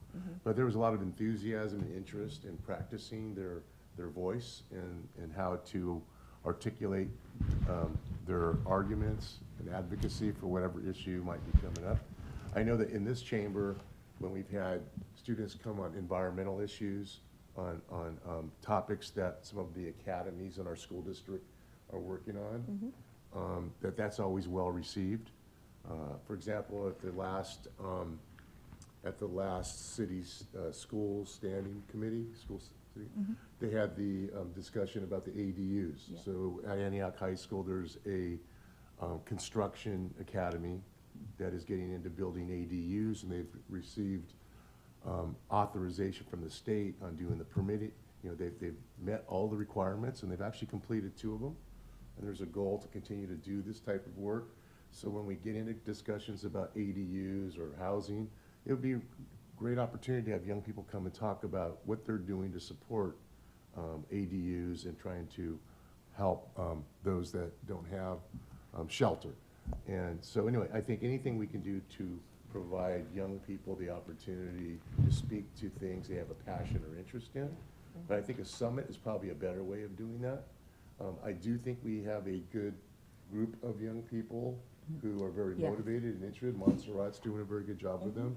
I think we start there and expand from that group. I know that, again, from being a principal a long time, you know, you have Dozier Libby, which is a medical focus high school. And so anything related to health professions and careers, there'd be an interest there. You know, you have the environmental students from Antioch High, construction kids from Antioch High. There's a variety of young people who are not looking at just going to college. They have an interest in career and how that relates to helping the community. So I think the summit idea is a good idea, and I think the group that we have already established, we just need to help support and expand that group. And their So I movement. hear 2 action items, and I didn't mean to cut anybody off, but I hear an action item that was suggested by both Councilmember Torres Walker and Councilmember Wilson, that we continue as council to always think of the youth, put them on commissions, think of opportunities. There has been some progress made in that, the notes, and you'll continue as a council be committed to that idea. The second suggestion I heard was a youth summit and asking ACT to lead it and organize it and inviting them to do that. Does anybody object to that action item? I don't object to it, but they would need a budget. I mean, a summit. They don't- Why do they need a budget? A summit isn't a youth summit. So I guess I'm confused. When I hear youth summit, when I go to youth summits, I'm at a convention center. There are workshops. There are young people having conversations, politically, socially, talking about what they need, what they want to see. They have an agenda. That's when I see a summit. What I'm hearing from Councilmember Freitas is less of a summit and more of like them coming and presenting to the council. That's what I heard. Maybe I was wrong. I'm trying to take baby step here. You know, I'm trying to have the ACT sit down with the city council Yes. and talk to us about issues, concerns, suggestions, and recommendation. I use the word summit because I would hope that this will grow to actually do what you are suggesting. I'm just trying Yeah. to do step.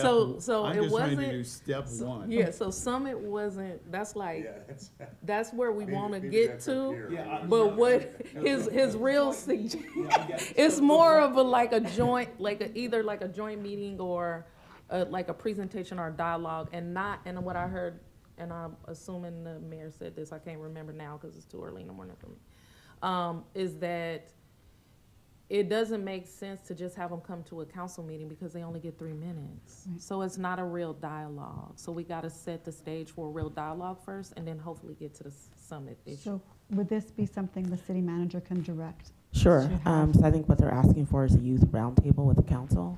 Thank- Montserrat's watching. Director Cabral, thank you for your text, and she has some good ideas, so we'll figure this out. And they already have a standing monthly meeting. Yes. So possibly we could just calendar one of those meetings Mm-hmm. to meet with us.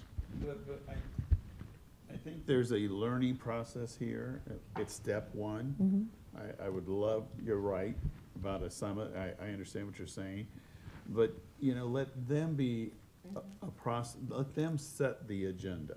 Yes. Not us telling them, them telling us. That's what I'm trying to underscore. Yes, our youth network services manager will assist and get all this together.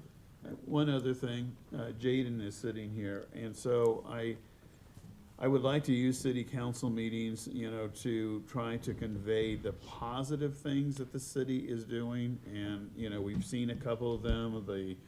The brackish water treatment plant was one. Where does our water come from? You know, I forget the other one that we saw. But Able. I'm sitting and listening to Councilmember Rocha talking about the youth and the ADUs. That's a great story, you know, and, you know, I would strongly suggest that we do a video and that we, you know, we display it. I mean, it's like, you know, it's so often that good news is just not, the bad news seems to sell, and I think we need to counter this with good news. I'm impressed. It's like, Yeah, really? and Jaden was at the meeting, I believe, and there's actually a presentation that's already been put together to show the work that the students are doing, shows them working on the construction and participating Yeah. in Sacramento. It's a video? There's a video. Yes, You can we actually- and we have quite a few videos and reels that we can bring. Yeah, I can look that up. Yeah, Because actually they're having, I think, aren't they having a meeting like in 2 weeks? It's in April to. Yes. It's actually It's- gonna be at Antioch High School to That's right. roll out where they're at, what their next steps are, because It's they're the week looking at after how they spring can break, yeah. expand. Yeah, I mean, we have an audience, we know that. After a council meeting, we get inundated as council members and the mayor. But, I mean, here is another good story. I didn't know this was happening, and it's like, wow, really? Yeah, if you want You to know? calendar it, I can get you the video. I mean, I'm you talking can. with them Yeah, right now. yeah. so- You can send it to me, and Sure. I'll load it in the clerks. Absolutely. Sure. So I think. So, underscore though, what's the milestone here? Is that with youth particularly, because they always get a bad rap, you know, when we have positive news, we should access that. We should spread the good news, not just the school district, but the city of Antioch to our community, because unfortunately, there are very negative views that we have in our community about some of the youth activities. I'd love to counter some of that. Yeah, Mayor Pro Tem, I just want to make sure you know that we do cross-post for AUSD based on our city schools partnership. I think being more intentional about the reels is a good idea, and we can definitely add that in. I think the mayor can decide where to put the reels in the agenda. We are kind of stacking up quite a few video clips, so it's up to. I think the place I would like to see it is under presentations, and then along with a presentation, for example, in this case, have somebody from the high school or a couple young people come in and maybe talk a little bit about what they're doing. So it could be a reel with them actually presenting. Okay, that sounds great, and I just, I'm hoping that Clerk Mandy notes the position that the mayor would like to see the reels in as presentations. And then I would like to add one more thing to this, this gathering of youth and city council. I would like to see the presidents of each school, high school and middle school, you know, because I think they're very influential and they've been elected by their student body and they can get the word out to folks. So I think even though they may not be a part of ACT, they could be a part of that So- forum with council. I'll make sure the notes suggest that. You know, let me just, for some of us who are old, there used to be a seat here on the dais with a representative from, of course, we only had one at high school, but from Antioch High School. He used to sit over there, yeah, right next to Councilmember Rocha. And the school board used to have a youth, you know, representative. And they actually, I mean, it went on, I mean, in the 80s and 70s and 80s, and then it got cut off. But it was depending on the person represented, and some of them were very engaged at the city council level, saying, well, you know, youth would not view it that way, and they played an educational role. It might be something for us to consider if you really want, you know, to empower some youth to have a spokesperson on the council and the school board to maybe go back to how that was done and maybe implement it. So we'll have that in our notes as a suggestion for Montserrat to look at. We don't have a timeline. I want to go back before we go to the social media piece. We don't have a timeline for Montserrat to do a presentation on the roundtable. City manager, would you like to give us a reasonable timeline for that? Okay, what are the items for the timeline? Coming back Sorry, to I wasn't- council, we've talked about several things. Yeah. Coming back to council to talk about a roundtable presentation and a time and date and a suggestion for that. I think because we wanted to be youth-led and youth-informed, it's great that Director Cabral has this at the top of her mind and is watching. You're out there somewhere. But if we're gonna have it be youth-led, youth-involved, we should probably let Director Cabral take it back to the youth first and then come back to us with their timeline. Great. So we won't put a timeline on that one. The next thing is presentations are going to happen with reels at council meetings under presentations. They have that in the notes. And we're going to look into the mayor's suggestion of inviting to this, and I'm sure your director will do this, but we're high school and middle school presidents, make sure that we invite them to this event. And then we had a suggestion by Mayor Pro Tem about Jaden doing a video about the water success and having more success videos. We already have, we already have that. I think his point was that To present it. it has been shown, but just to do more of that. Thank you. I'll make sure that's in the notes. Yes, Jaden, staff of one, do more. And thanks for all you're doing, Jaden, by the way. He was in the back of the city council meeting last night. He was going like this, and I thought he meant go faster, but he told me this morning, he's like, turn your mic on. So that means get someone's attention to turn their mic on. So he was back there. Yeah.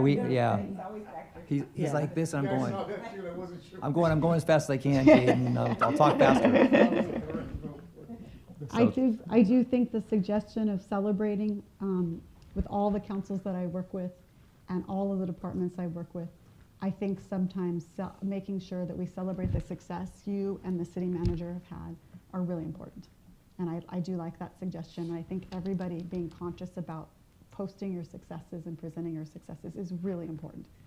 Because in government work, there's always more to do.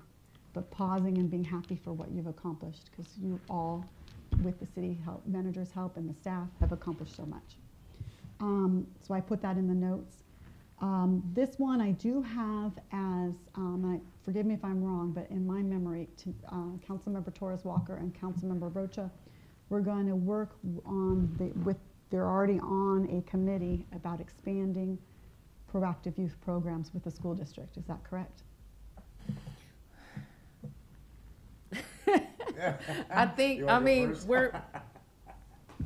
We having a lot of conversations here. I think for anything that mentions the school, we're definitely having conversations, but we also understand that the district is going through some of their stuff. There's like this whole thing.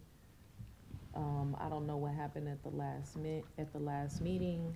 Well, there's been a discussion, for example, when we talk about like how to partner up and share resources. You know, one of the conversations would be like, I believe Mayor Pro Tem Freitas has brought up like after-school programs, how we could possibly partner up. You know, many times we may have, like, whether it's through ACF, CDBG, or whatever funding sources that support youth programs. The problem is we don't always have the space, whereas the school district has space that sometimes goes underused, especially in the summer. You know, gym space is always important, and it's hard to get gym space. I think we have one gym in the city of Antioch. The school district has probably at least a dozen, if not more. So those kind of partnerships. So I do think that there is clearly an interest on how we can partner up and look at doing some things together. I think Shahad from Park and Rec, I think school district, whether it be Lindsay Wisely, whoever the director in ed services may be, or their athletic director, there's definitely an interest. So I would just say, Tracy, that's an ongoing conversation. We meet monthly. Okay. And we're continuing to talk about that. But in regard to Councilmember Torres Walker's comment, the school district is going through a financial crisis right now, and so there's a lot of instability or uncertainty on what's going to happen moving forward with their programs and services that they can offer based on the financial deficit that they're I know you and I have attempting. had conversations So about I this. think that they're probably going to be more than likely wanting to work with us to try to do more, because it's going to be hard for them. Not that it's easy for us either, but I do think that that is something that is on the forefront of how we can work together, because there are going to be some challenges moving forward. Councilmember Rocha and Councilmember Torres Walker, are you suggesting any action item other than further updates? I would just say that, one thing I would just say is that there is going to be a couple of community meetings coming up to share what the city and schools are doing together around this idea of whole child and looking at how we can partner together. I know that there's a meeting, a community resources meeting that's being planned in April, late April. It hasn't been defined yet, but we're about to put that out there. The school district's also holding community meetings with parents and community groups throughout the city in their different districts. So there is some community planning going on for dialogue, and so there'll be more information that we can bring back and share with the council of what we're doing. Related to afters, like, we talked a little bit about after-school programs, so like the tension is that like Parks and Recreation in the city is like, at a certain age, you like age out of those programs, right? And so the conversation is really like, what do we have available for young people who age out of Parks and Recreations? And so at the city level, we have Youth Network, which is for those, that age range of young folks. And the city is almost partnering with the same nonprofit organizations that the district is partnering with, that are providing resources at the district level as well as the city level. And so there seems to be, like, as it relates to after-school programming, some of what the district can continue to do, but some of what Parks and Recreations can do. But at that age limit for Parks and Recreation is where we all need to make up the gap for those young people who age out of Parks and Recreation program. And that was like the conversation moving forward, because the city has figured it more so out on our side for that age range than the district have. So we're trying to figure out how do we continue to split those partnerships. And you and I have talked about this. Unfortunately, Right. that's the most vulnerable age group. Exactly. For And crime so prevention. with everyone talking about, you know, and we're not the only municipalities or districts talking about deficits. I think some of the teachers I was approached, some of the conversation is like, well, how can a city make up the gaps for some of the resources that's gonna be cut at the district level? I encourage them to show up at the city school standing committee meeting and the city council and the school board to let all their voices be heard so we can figure that out. But I think like that's kind of the direction we've been going in, to see which resources we're already sharing and kind of like what, you know, how is the city continuing to like partner with the same organizations the district is. And then around like food insecurity, like food support, I think the biggest thing we need to acknowledge is that there are organizations feeding people with food insecurities throughout this city, like on a weekly basis. And so I think the district also has relationships with some of those organizations. I'm not sure if it's like our responsibility to be coordinating those resources to meet food insecurity needs, but it might be important to have like information put out to the public on where they can find either hot meals, cold meals, grocery giveaways, or whatever to be able to meet those needs. No, And then the summer lunch program, obviously, we need to make sure we promoting that, because a lot of people don't know that the district does feed whole families. They went from just feeding children to like post-pandemic now feeding whole families during the summer, which is great. So this sounds like an informational Yeah. suggestion, Yeah, and like with Councilmember Torres Walker's referencing, I knew as principal, I didn't know this until I was actually in a position. I was a summer school principal one year, back before I became principal. That's one of the stepping stones you take to try to move up. And what I discovered was that each summer there are sites that are for summer school, secondary, middle school, elementary. And at each of those sites, and even some schools that aren't hosting summer school, they open it up to the neighborhood, and federal dollars come in to provide breakfast, lunch, meals throughout the day to families in the neighborhoods. And so we advertise that, and people would ask, well, is that only for the students that are enrolled in summer school? And the answer is no, it's open to the community.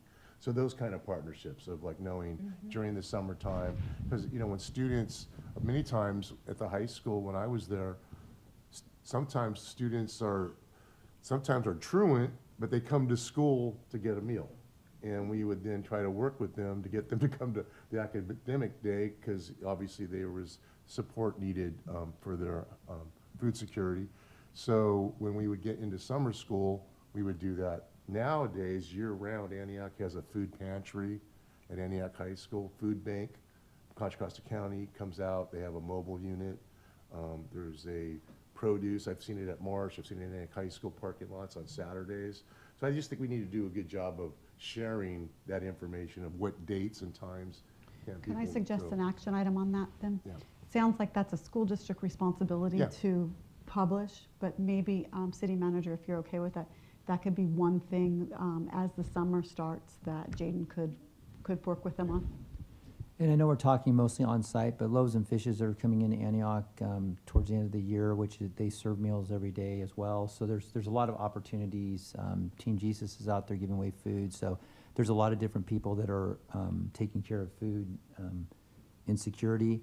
I guess the thing, since what we're talking about in these different instances, whether it's youth programming, food insecurity, it requires a budget decision. And so since we're both, the school district and the city are in our budget discussions right now would be the time if there's going to be a financial ask that we would know what that is, so then we can consider it as part of our budget process, if possible, because both of us have significant structural deficits, and we need to figure out what we're going to commit. I believe now is the time to talk seriously about this, as opposed to discussing it late next year and then we're already into our budget cycle. So that would be my ask, if something could happen sooner than later with the school district city council group talking about it, maybe at the next meeting, but figuring out what we would bring to both boards to make a decision as part of the budget.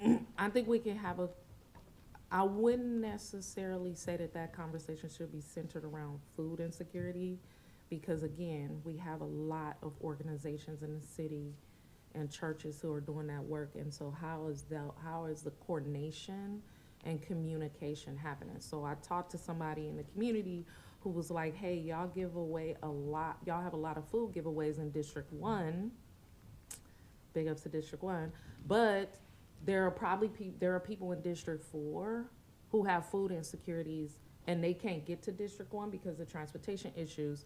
So is there a way we can coordinate pickups where people are willing to pick up food from, say, Team Jesus food giveaway and take it to somebody in District 4 who can't get to District 1 for the food giveaways, or Genesis Church, which I know they probably already do some transportation, but like, how do we get that going? That's more of a community engagement, community coordination strategy. I don't think that has a lot to do with the budget.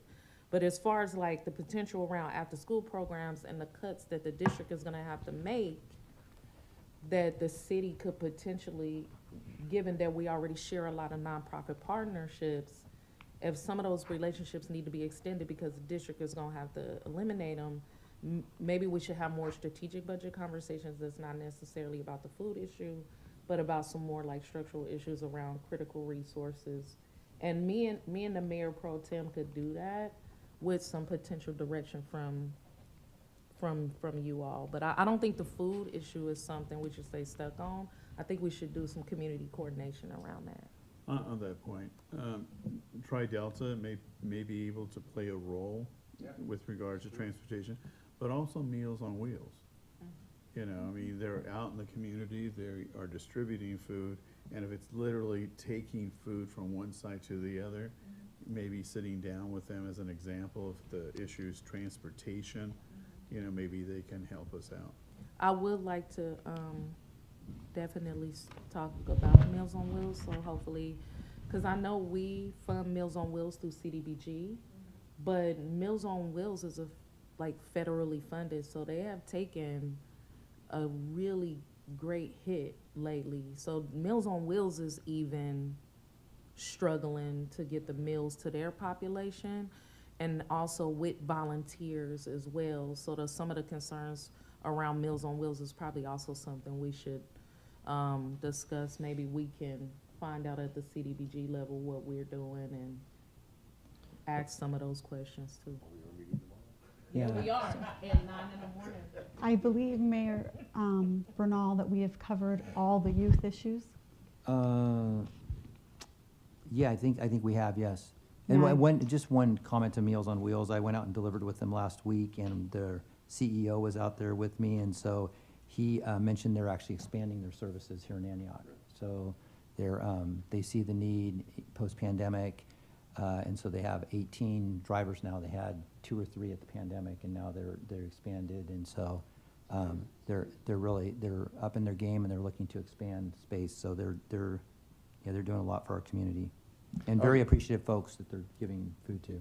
And again, with Jaden in the audience, I mean, here is another video.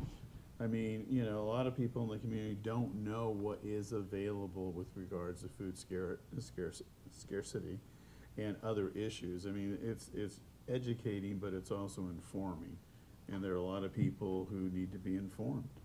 And it's good to know that even with all the cuts at the federal levels and Meals on Wheels nationally struggling to actually get the meals to the people that they need to, and struggling with volunteers nationally, that Antioch somehow is still figuring out, Meals on Wheels program is still figuring out how to go and how to expand, and is currently funded by CDBG as well. So it's kind of like being able to highlight the contrast between how Antioch Meals on Wheels has been able to continue to feed its population and is expanding in Antioch, while nationally there's a challenge with making that happen. It must mean we're doing something right here. You are. And to your point about youth, the second to last bullet point said ensure safe spaces for youth. I don't know that we necessarily, it said include youth in commission schedule, so I guess we've covered that. I think we have, and I think we talked about the spacing issues. So until we can, my thought was until we get the plan where all the employees are going, we really can't have that discussion. But I'd be happy to talk about this more if you want to now. But I think, go ahead. Yeah, that's, I mean, the whole intent for like the purchasing of the old PG&E building and the square footage was so youth network, the youth who are involved in youth network services could have more space, Okay. safe space, protected space, creative space.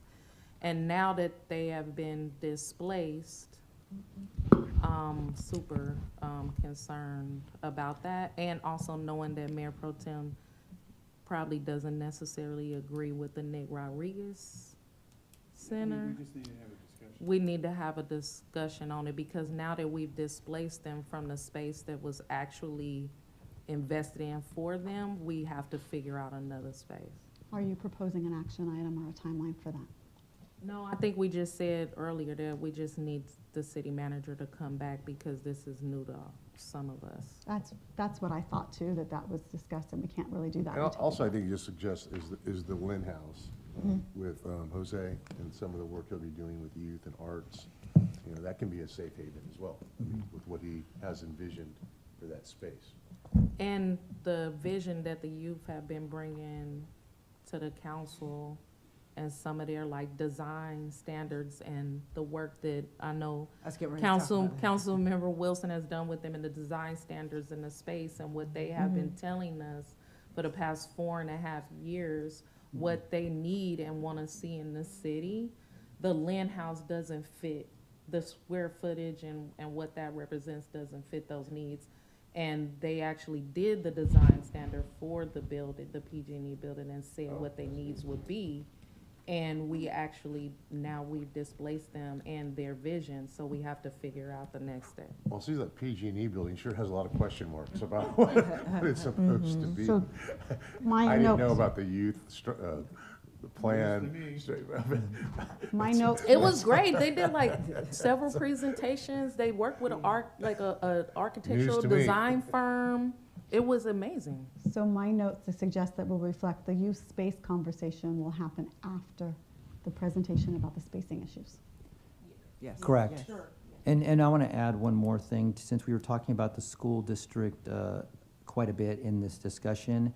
Something that we've been talking about and asking for is a joint meeting between the school board and the city council. And so I'd like to get that calendared sooner than later. I think we said September, October-ish. We're still talking about it. So that's as soon as we can get there? Yes. I think the school district. I don't think, They- I don't we- think, I don't think it's our issue. No, I I understand. think, It's not, I can tell I'm just you, being very clear. on December yes. 10th, 2024, you know, we made a recommendation to do that in January of 2025. So I don't think it's on our side. Okay. Well, and also you gotta be clear, I mean, with where they're at with the potential layoffs, they have a scheduled date and time that they have to honor before those, I think it's May 1st or May 15th. And so they're actually scheduling meetings with community and employee groups. So I think meeting with us is not a high priority No, I right now. understand. So I just think the reality is that they're dealing with business right now, how difficult that situation is. I don't think that there's much time for them to really break bread with us right now. Okay, I finally got the message. I think our two appointees to the school liaison committee have done a stellar job trying to bring council's desire to have a joint meeting and talk about issues of concern to us. I've given up, you know, it's like, you know, I haven't, so I still want to. Well, I don't well, think- I don't want it to be finger pointing. Yeah. And I'm afraid that that is exactly what it's going to be. I think it will damage our relationship. I'm not sure it's a positive, so I think we may want to Yeah. reconsider that. I think it's unfortunate. I mean, these issues that they're dealing with, they're just a couple months old. I mean, we're talking about 16 months ago as a goodwill gesture that in January 2025, let's meet together, they're new people, let's sing Kumbaya. Well, you know, it's been rejected. And so I think I think unfortunately, it's, in my opinion, the wrong decision that they're making, because when they say talking to the community, we are the community's representatives. That makes no sense to me that they don't come and to speak to the community's representative, but it is what it is. We just need to accept, we I just don't- need to accept, we just need to accept the reality. I also don't want to get into pointing fingers, but I think like in 2025, this was a whole new body. Their body had a whole new body of people. Then we did committee appointments, and we had to figure things out. Almost cussed. We had to figure things out. They had to figure things out as a body. We were all appointed to the standing committee. And then the real question was, what is our charge? What do we want to do as a committee with the time that we have? And so we spent some time working to figure that out. Like, why are we all there? The desires to be there, some follow-up in history on what the last committee did. And then we had a discussion about this plan for whole child, whole community. We wanted to focus on that, create a blueprint through community engagement. And then the timeline was to actually have a joint meeting with that blueprint, not in its final form, but in a form that could be also engaged in by the entire school board and the entire city council. One of the other challenges is that there would have needed to be like a vote on the school board's end and a vote on our end to have a joint meeting, but we also had this timeline. So a lot happened, so I don't want to point fingers. I do know some of the challenges the district is having is fairly new, and it had been 16 months. But that's just something we didn't Oh, sorry, that's something we didn't foresee coming. So I hear the question on the table is a meeting, a joint meeting, and the September or timeline October. provided was September, October. That's fine. Okay, Yeah, and I'll make we'll sure put we that put that in down. the action items. Thank you. All right, we are done with youth programs, and we're still on public safety. And the last item, I think we've already talked about, but I want to see if there's anything anybody else wants to talk about. Full staffing of city employees with structural deficits addressed. Yep, Yeah. talked about that. Yeah, it's being handled through the budget process, so. Great, good job. I would like to take a 10-minute break, since we've been sitting here for a minute, and then reconvene at 11 o'clock. If that's okay with everybody? Yes. All right. Thank you. Recess called at 10:50 a.m.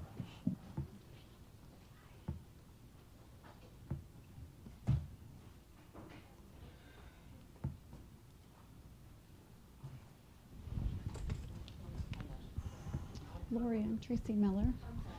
How are you? Nice to meet you. Derek said great things about you. I was a prosecutor for 25 years. I ran the Orange County.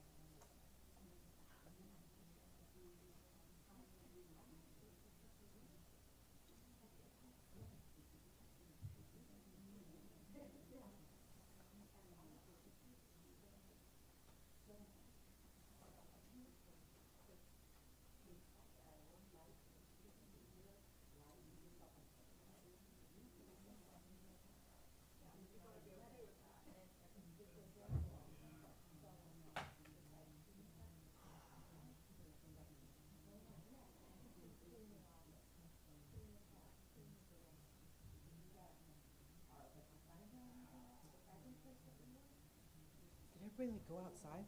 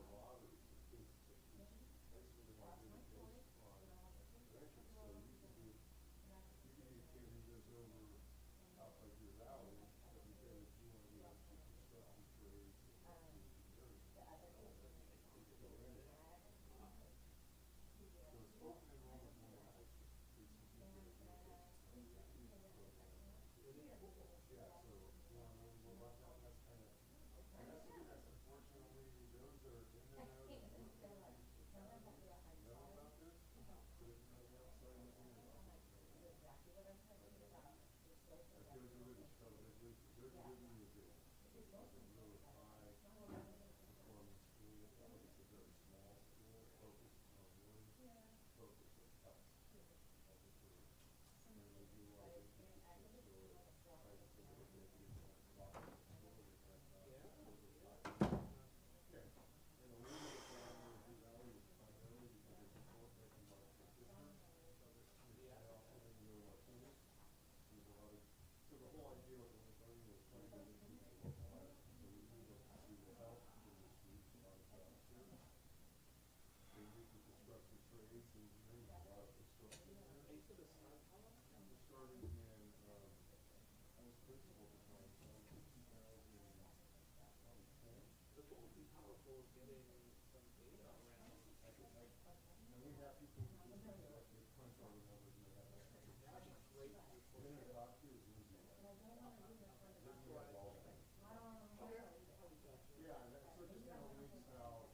Yes.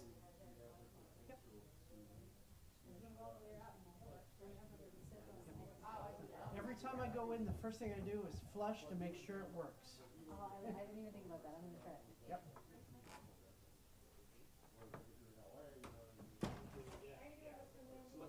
I'm doing all right. It was a late night last night and an early morning. I have another idea for a business for Antioch on the Bradley border though. But my dog knows where the park is. But my dog knows. Dog knows accessible for dogs in my house.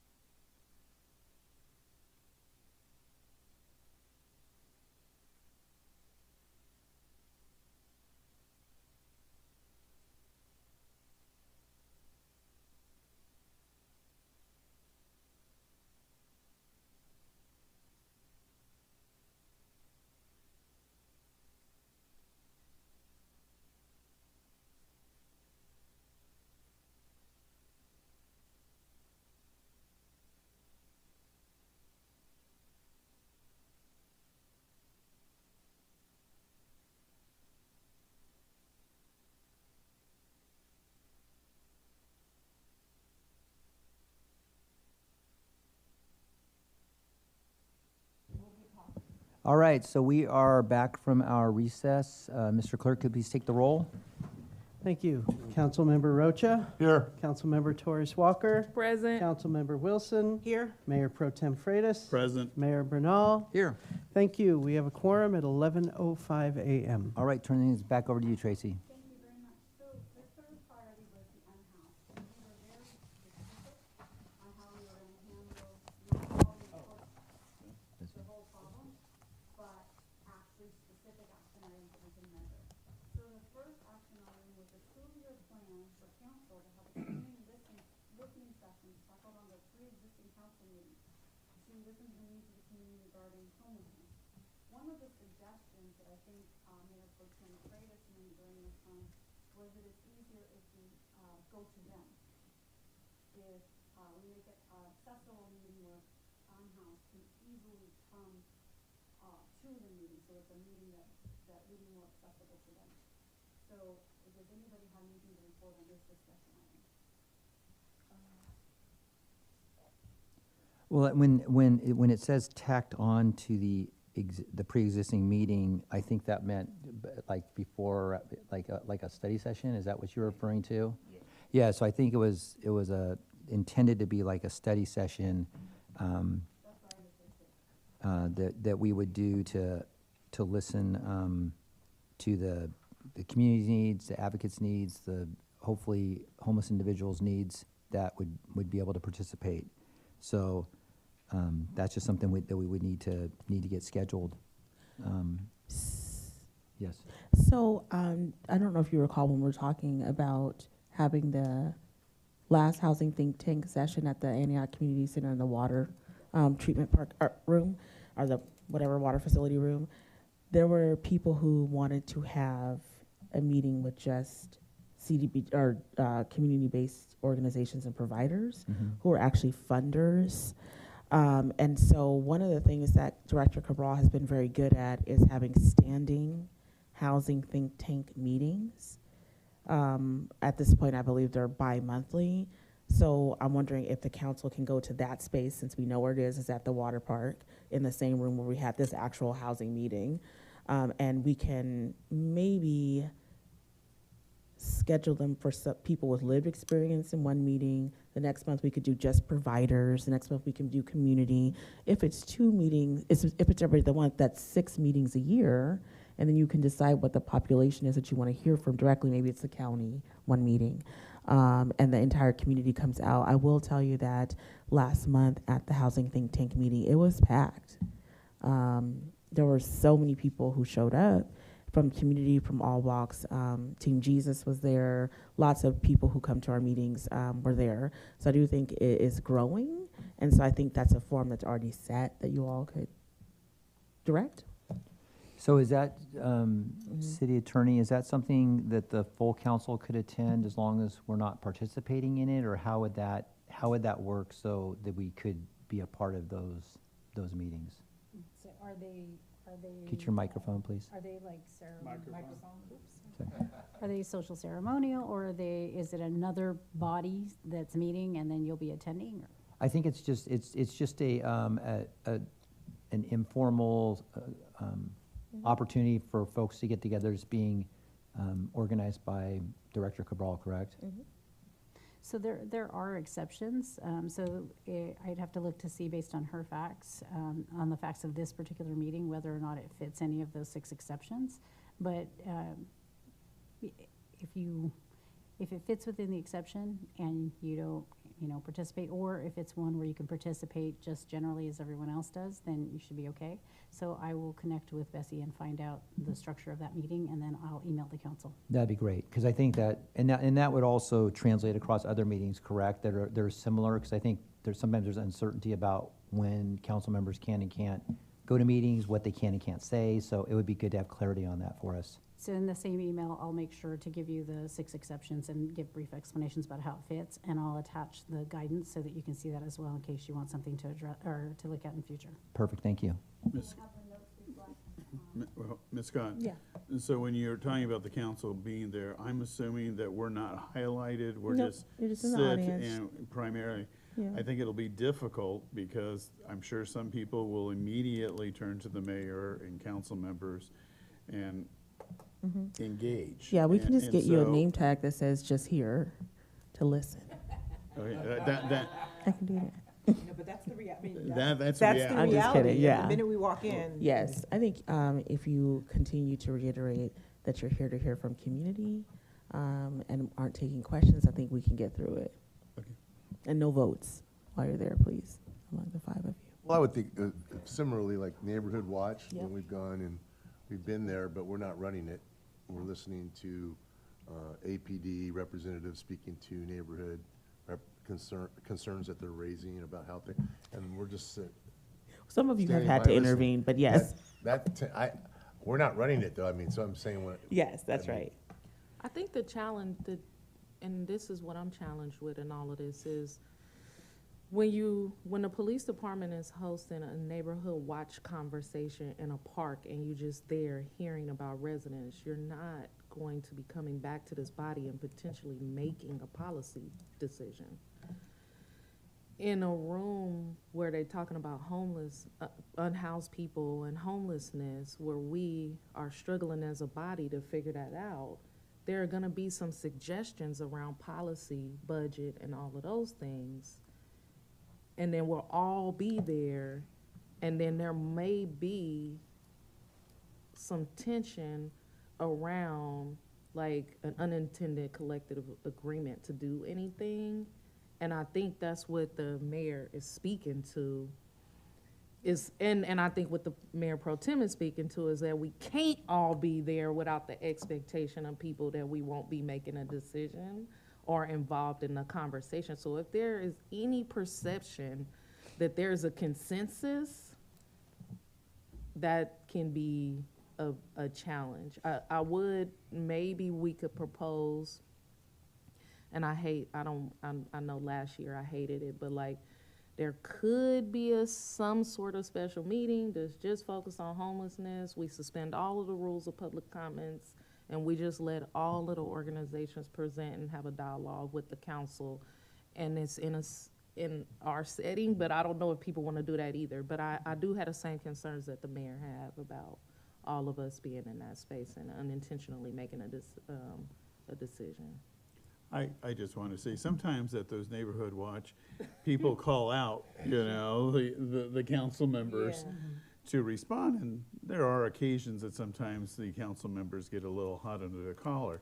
But, you know, I think maybe like on a third Tuesday, have an open meeting, you know, might be a better alternative, because I don't think the advocates, and there will be many advocates in these rooms, they're not going to be able to help themselves. They're gonna, if we're sitting there, they're going to ask us questions or ask us to comment. I just think, you know, I think Councilmember Torres Walker is correct. You know, just by being there, sometimes there is a sense of agreement or things like that. So the city attorney is going to come back and advise us. I think we've offered two different alternatives. Either we attend the existing meetings, and quite frankly, I believe that Ms. Cabral can handle the situation and say, no, the mayor and council members are here only to listen. I have full faith in her. But the other alternative is possibly a special meeting to it. So I think that's, wait for the legal opinion. And I guess the other thing that's inevitable is the atmosphere changes when council members walk into a meeting as opposed to having it with just the community members and advocates. So we also want to make sure that we're not stifling a conversation or making it different or worse than it might be otherwise. So I think we want to be strategic about that.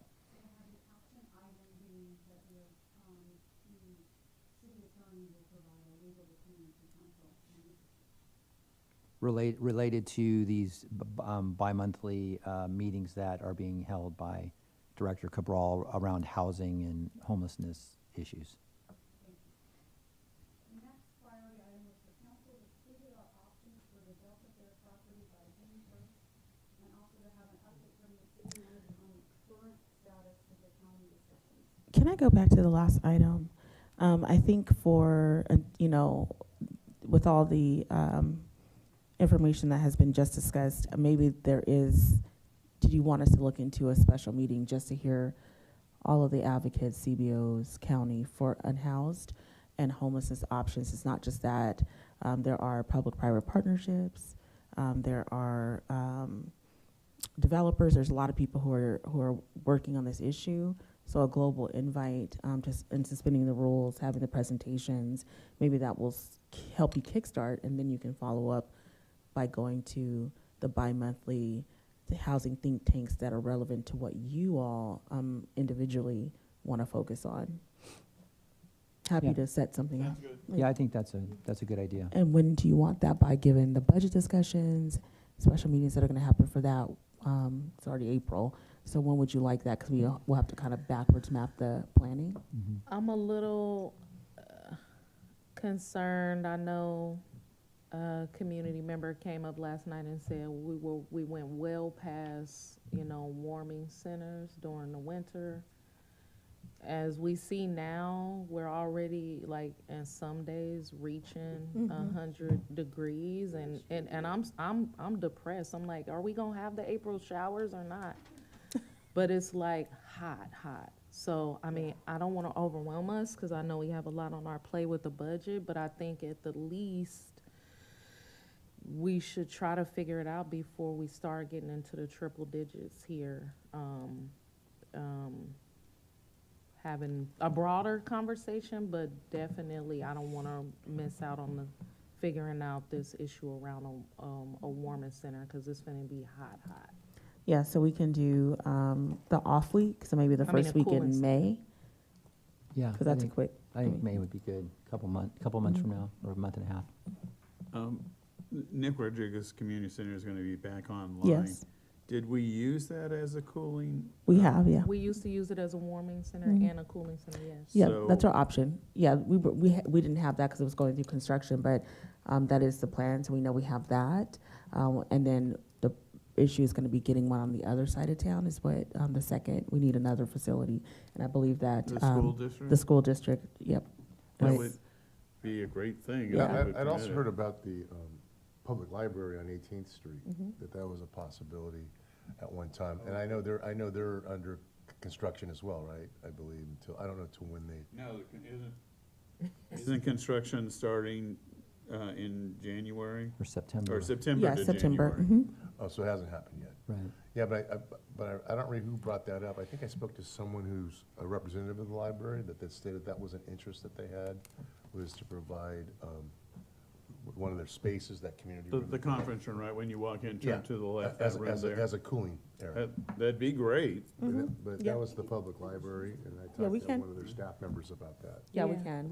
We still need one on the other side, so maybe, I think this is a conversation, but the formatting for the special meeting, I'm sure Director Cabral, I know you're watching, and her housing team, who was fully hired, so congratulations, can stand this up for the first week of May. I just want to know what format. Do you want presentations and then followed by a public comment period? Because we have to invite our agencies, which we can, and they will come. I just want to make sure you're okay with 4 or 5 presentations, one from the county on numbers, one from, like, how would you like to? Yeah, I think presentations with a time limit, 5-minute time limit on each, so that they don't get, or whatever's reasonable. And then definitely public comment, because we want to have the public have the freedom. And then as Councilmember Torres Walker said, suspending the rules so that the 3-minute thing doesn't necessarily have to apply if people have more to say, that's not, exceeding what's reasonable. So I think making it as conversational as possible, something like this setting, but with the public participating. So you're talking about the first week of May? Yes. Okay, I will not be here. I'll be out of town Wednesday, the 6th and the 7th. Okay, so. Monday, Tuesday works for me, but. Yeah, the but- 6th and 7th. Monday, Tuesday works for me as well. How about the Tuesday? Tuesday, The May 5th? 5? Yeah. May the Yes. 5th, that works for me. And bring some treats. Cinco de Mayo. That's right. Yeah, I'm good, May, no, sorry, May the 5th. Yeah. City Clerk, can you note the date for your team? A special listening session for the council on housing issues on May 5th. 5:30. What time would you like?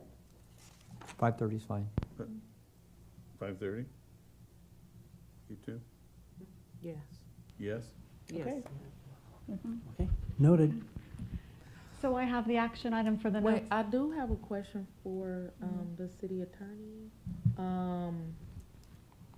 I know we up here often say we want to have open dialogue, we want to make it like a conversation, but then we use all the Brown Act rules that prevent it from being, like, we use like all the rules that prevent it from being a back and forth dialogue. So in regular meetings, when a community member make a comment, a public comment, we are actually not supposed to respond.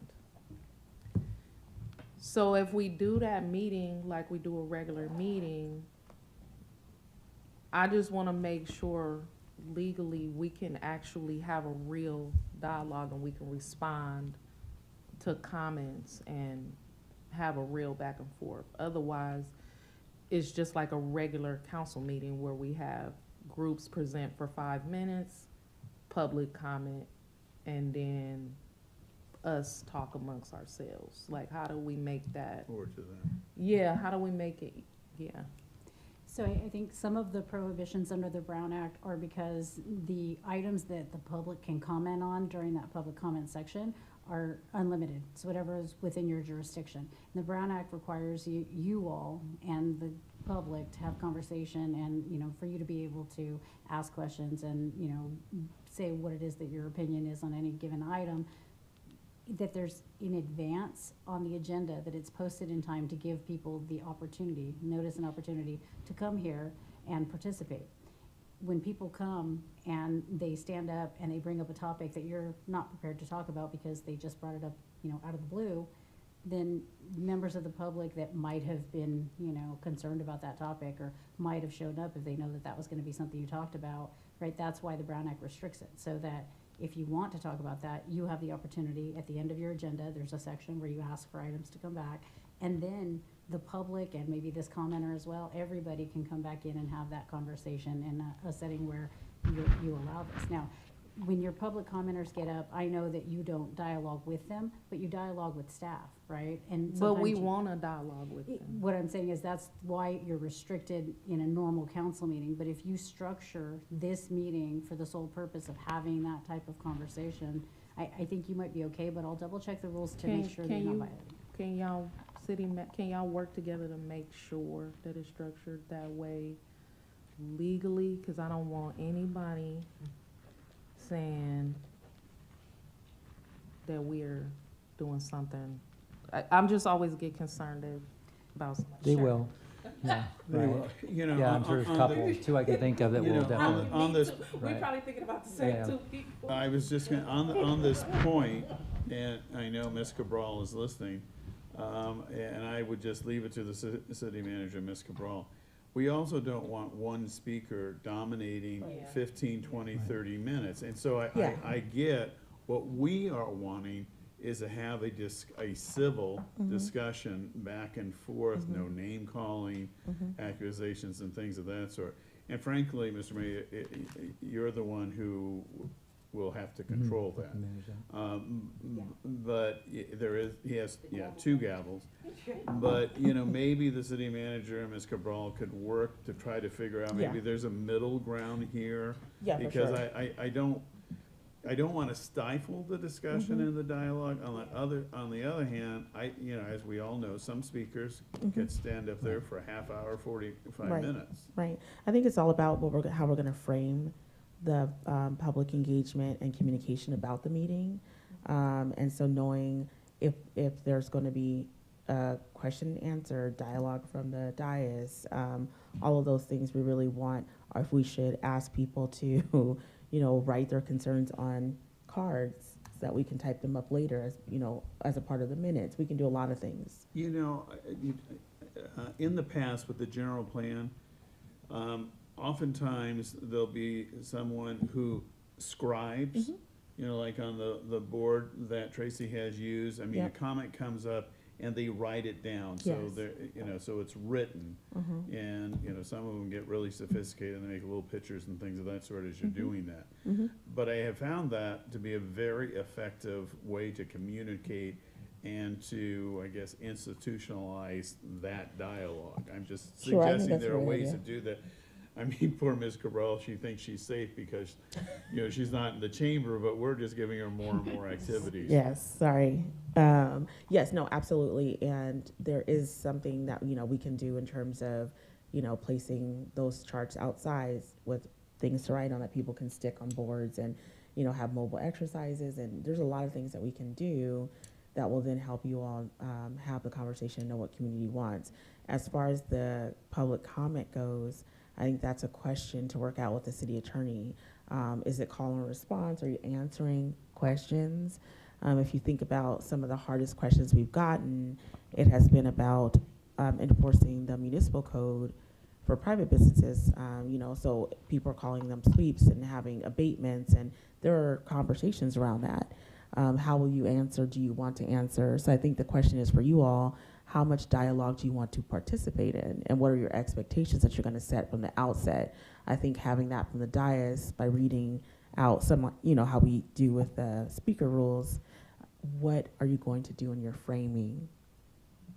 And to me, it's an information gathering for us, because it's a first meeting that we're doing that's going to be like this. So it's not going to be the one meeting that end all. It's going to be a first step in getting into a dialogue with the community that is working on the subject. So I think that's, and then I also think, just thinking of Ms. Cabral and Mr. Wright, I think they're both pretty skilled at maybe not being moderators, but maybe having whiteboards or something, and just Yes. just kind of managing the folks in the audience as well, along with Yes. yourself. So I think, Yeah, I agree with that. I think overall, I think we have a good team of people to manage. Yeah, and I'm wondering if you would like to have a board over there and a board over here, because our new housing manager and our director Cabral could be on those and really be the scribe and deflect questions that you don't want to answer because we need more information or whatever. So we can write a facilitator's guide, send it to the council and the BCC, and you can tell us what you want to take out. And we're also not decision making at this Right. meeting as well. So I think that also needs to be understood in the framework. But And I don't want to say deflect Yes. or questions that we don't want to answer. I prefer the language of a parking lot. Oh, I like that. Okay, yes, we can. So- Jaden can do a physical representation on one of the boards of a parking lot. oh, and I forgot Jaden, and, you know, he's going to be capturing the whole thing. So, and then we also have Nicole. So we have a adept team. My question would be, considering the two of you are going to be serving on the general plan, and you're going to be doing meetings with community, maybe whatever structure you come up with can be something that can become more consistent in how we provide those community input meetings. So maybe whatever structure you come up for this can be a similar structure that we have for general plan or anything else that we do that hasn't been structured as of yet. Sure. So the action, sorry. Can I just add one more thing? Back on the warming center discussion, just to conclude that, I think one of the issues, we're talking about different locations, I think one of the issues was the liability and MPA agreeing that we Yeah. could actually do it, correct? So I mean, I think that Yes. was the first step, is figuring out how we can do it legally and be Yes. covered. I Right. think, yes, and there were churches who wanted us to sort of pay that certificate for them. Right. So So it's that up was to the just, that was just council. something as we're talking, you know, Like we're talking about like $1,000. Yeah. setting these things up for summer, but I think we get back to the basic Mhm. issue of liability. Yeah, but clarification on that, if we've used the Nick Rodriguez Center before, we must have had something in place, right? We work with the county. Is that what it was? Yes, and we were under our own insurance because it's our building. Oh, Yeah, so I think Councilmember Rocha, this is a conversation that we were talking about with Dr. Wisely, like, because they have some buildings we can use. And then we also, Director Wright was programming, we need to talk to them anyway, so this is put a pin in it situation. So the action item I have is on May 5th, there'll be some kind of description of a listening session, but an engagement information, no decisions being made from council and the unhoused community. The coordination of scribing and setting up the meeting will be done by the city manager. The legal advice will be done by the city attorney. And this event will happen on May 5th. Right? Great. So we have a couple of items already underneath priority 1, correct? Yes. Okay. Priority 2, council to figure out options for the Delta Fair property by June 1st, and also to have an update from the city manager on the current status of the county discussions. Has that happened?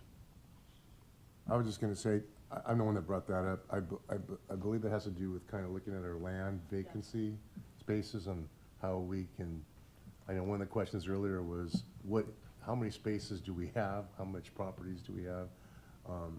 And this was one that potentially could be repurposed to support community needs. And Yes. just kind of, my understanding is that at one point this belonged to the county and they came back to us because they didn't do anything with it. And so now we have this property that we're sitting on. And so the question was, where do we stand with that? Where does the county stand with that? Is that something we're doing Sure. on our own? Yeah, the mayor and I were discussing this, I think, yesterday. So we have the feasibility study, but the feasibility study was done in, Councilwoman Torres Walker can help me with this, I believe 2001. Okay, and so the conversations that we've had with the county is they've sent us the study, and the study has to be updated to today's index pricing and materials and all the things. So it will be more money to figure out how to stand up a homeless shelter on the Delta Fair property. So we need direction, the county staff and I, from the council to update that if you want to look into it. And then everything else was the council and the county and regionally trying to come up with the money to stand it up because it is a regional benefit. So there needs to be conversations at the elected level. But as far as the operations, we would need to update the feasibility study to see what the actual cost is going to be. And when will we do that? If you would like us to, you just direct me to work with the county. Is that what you're doing? Okay. Is that a vote? Clerk Vanny, do we have to take a vote? And I think one of the things that the city manager and I had discussed is in the context of a regional discussion, because this property is valuable, and the city of Antioch is receiving a lot of costs associated with addressing homelessness and housing, and it isn't being shared by our neighbors necessarily. And so even to the extent that this would go to the state legislation level for those folks to be involved in a broader discussion when it comes to managing this as a region or as a county, not just the city of Antioch taking on the responsibility of still another homeless facility, just because we happen to have the most homeless in our city. So something else we need to address with this. Okay, so I'm gonna. This also might provide us the opportunity to receive some of the ARPA funding that two supervisors still have available to them. I'm just saying. I will work with Director Saxton and then come back probably by the time we have the housing session on May 9th with the information. And May 5th. Yes, May 5th. Did I say 9th?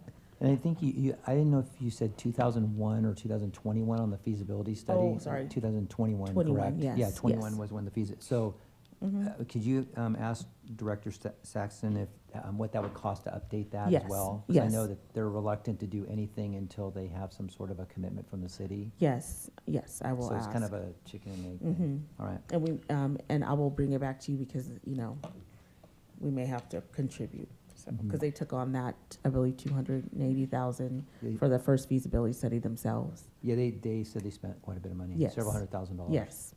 And maybe the ARPA money could help fund that. So we have a May 5th update on this, on the coordination council from the city manager. Thank Yes. you. The third priority is the city manager working on coming back to council on a consultant to get homeless data as quickly as possible as we listen to the community and have meetings to take care of the property. So I remember this discussion being about data on unhoused. Yes, so I've drafted the RFP for a homelessness investment analysis, which is a very comprehensive citywide study based on hourly rates, consultants, external resources, and community impact. The issue is that we have a regional benefit, so we shouldn't be paying $500,000 for a study on our own. And I believe that our electeds, when we've gone to the Assemblywoman's housing workshop, as well as the senators, have expressed interest in seeing what this looks like and perhaps joining forces. So I think what is the conversation that the council can have at that level to see if we want to do a regional analysis, since we obviously have an outsized impact, so most of it will be Antioch anyway. And then what does cost sharing look like? Happy to launch the RFP, and it's going to cost us, so. Yeah, I think we need to have the funding in mind before we launch it, so people aren't spending much time responding to the RFP, especially if we're talking about a $500,000 effort. Yeah. So, Mr. Mayor, Yes. wouldn't this be a good discussion with the D6, or what do we call it? Delta 6? Yeah, we're meeting again in May, I believe. Mhm. That's the next time we're meeting, so. Okay. Yeah, this is a D6 discussion. At those meetings, it's a good starting point, but it needs to go further. Tracy, you know what we mean by D6? Yes. Okay. The Delta 6. Delta 6. Yes. Thank you. So this is a discussion that's going to happen with them by when? It will happen with D6 in May, but in the meantime, you're putting together, have put together the RFP for this. Yep. So it's a question of whether when we would issue it. Right, and the components of the RFP will depend on who's going to join forces with us and then what areas we're going to look at. I do believe that even in some level, we need to have a slice of Antioch specific data. So we should have a separate effort to just look at in-house, which will probably be a couple $100,000. So we had a prior study completed by Focus strategies? Focus Strategies. So would this be building off of that, or is this completely separate from that? I think not only does it build off of it, but we didn't give them information about how much the encampment task force group is doing, how much Service Masters is doing. This is actual deep dive into what resources and staffing and operational lift is the city of Antioch investing in to address unhoused issues. We haven't done that before. And I think if we look at the Focus Strategy report or recommendations, we're implementing many of those. That's right. There was core teams, there was interim housing, there was a lot of things that we're actually doing. Yes, I would say it really accelerated after Director Cabral became interim, and she was able to scale their recommendations pretty quickly. Okay. So the action item on this suggested is that for Delta 6, would it be you, Mayor Bernal, or would Myself and City Manager Scott. and you will? I'm confused on the exact action item. We're going to bring it forward as an agenda item to be discussed by the group, and we'll have some more information when we bring it to them. It's a funding issue and the scope of the work. Thank you. With council, with mayor and council's permission, we have finished the priorities, and I just had a few comments. I know this when we started this out last September, you all listed all the great things you've done together as a city and how much you've accomplished, and those lists were long. And as having done several of these priority meetings with several council, I want to commend council, the city manager, and the city staff, because these are very successfully done, and we have made a lot of progress since we set these out. I also want to do a shout out to the city manager, because you have Nicole in this position, and she's done a ton of work with both you and I to get us ready for today. And great job, Nicole. Thank you for all the help you gave me. Yes. I appreciate this opportunity. I found it very rewarding and very inspiring to see all that you've gotten done. And I thank you for the opportunity to facilitate these 3 meetings. All right. Any other questions or comments from council? All right. Well, thank you very much. Do we have a motion to adjourn this meeting? So moved. Have a second? Second. Motion by Councilmember Torres Walker, second by Councilmember Olson. Please cast your votes. That's me.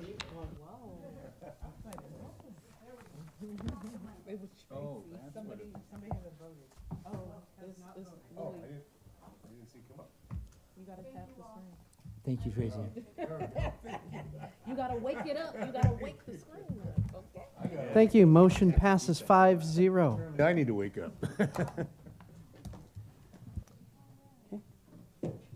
Meeting is adjourned at 11:40 a.m. Thank you.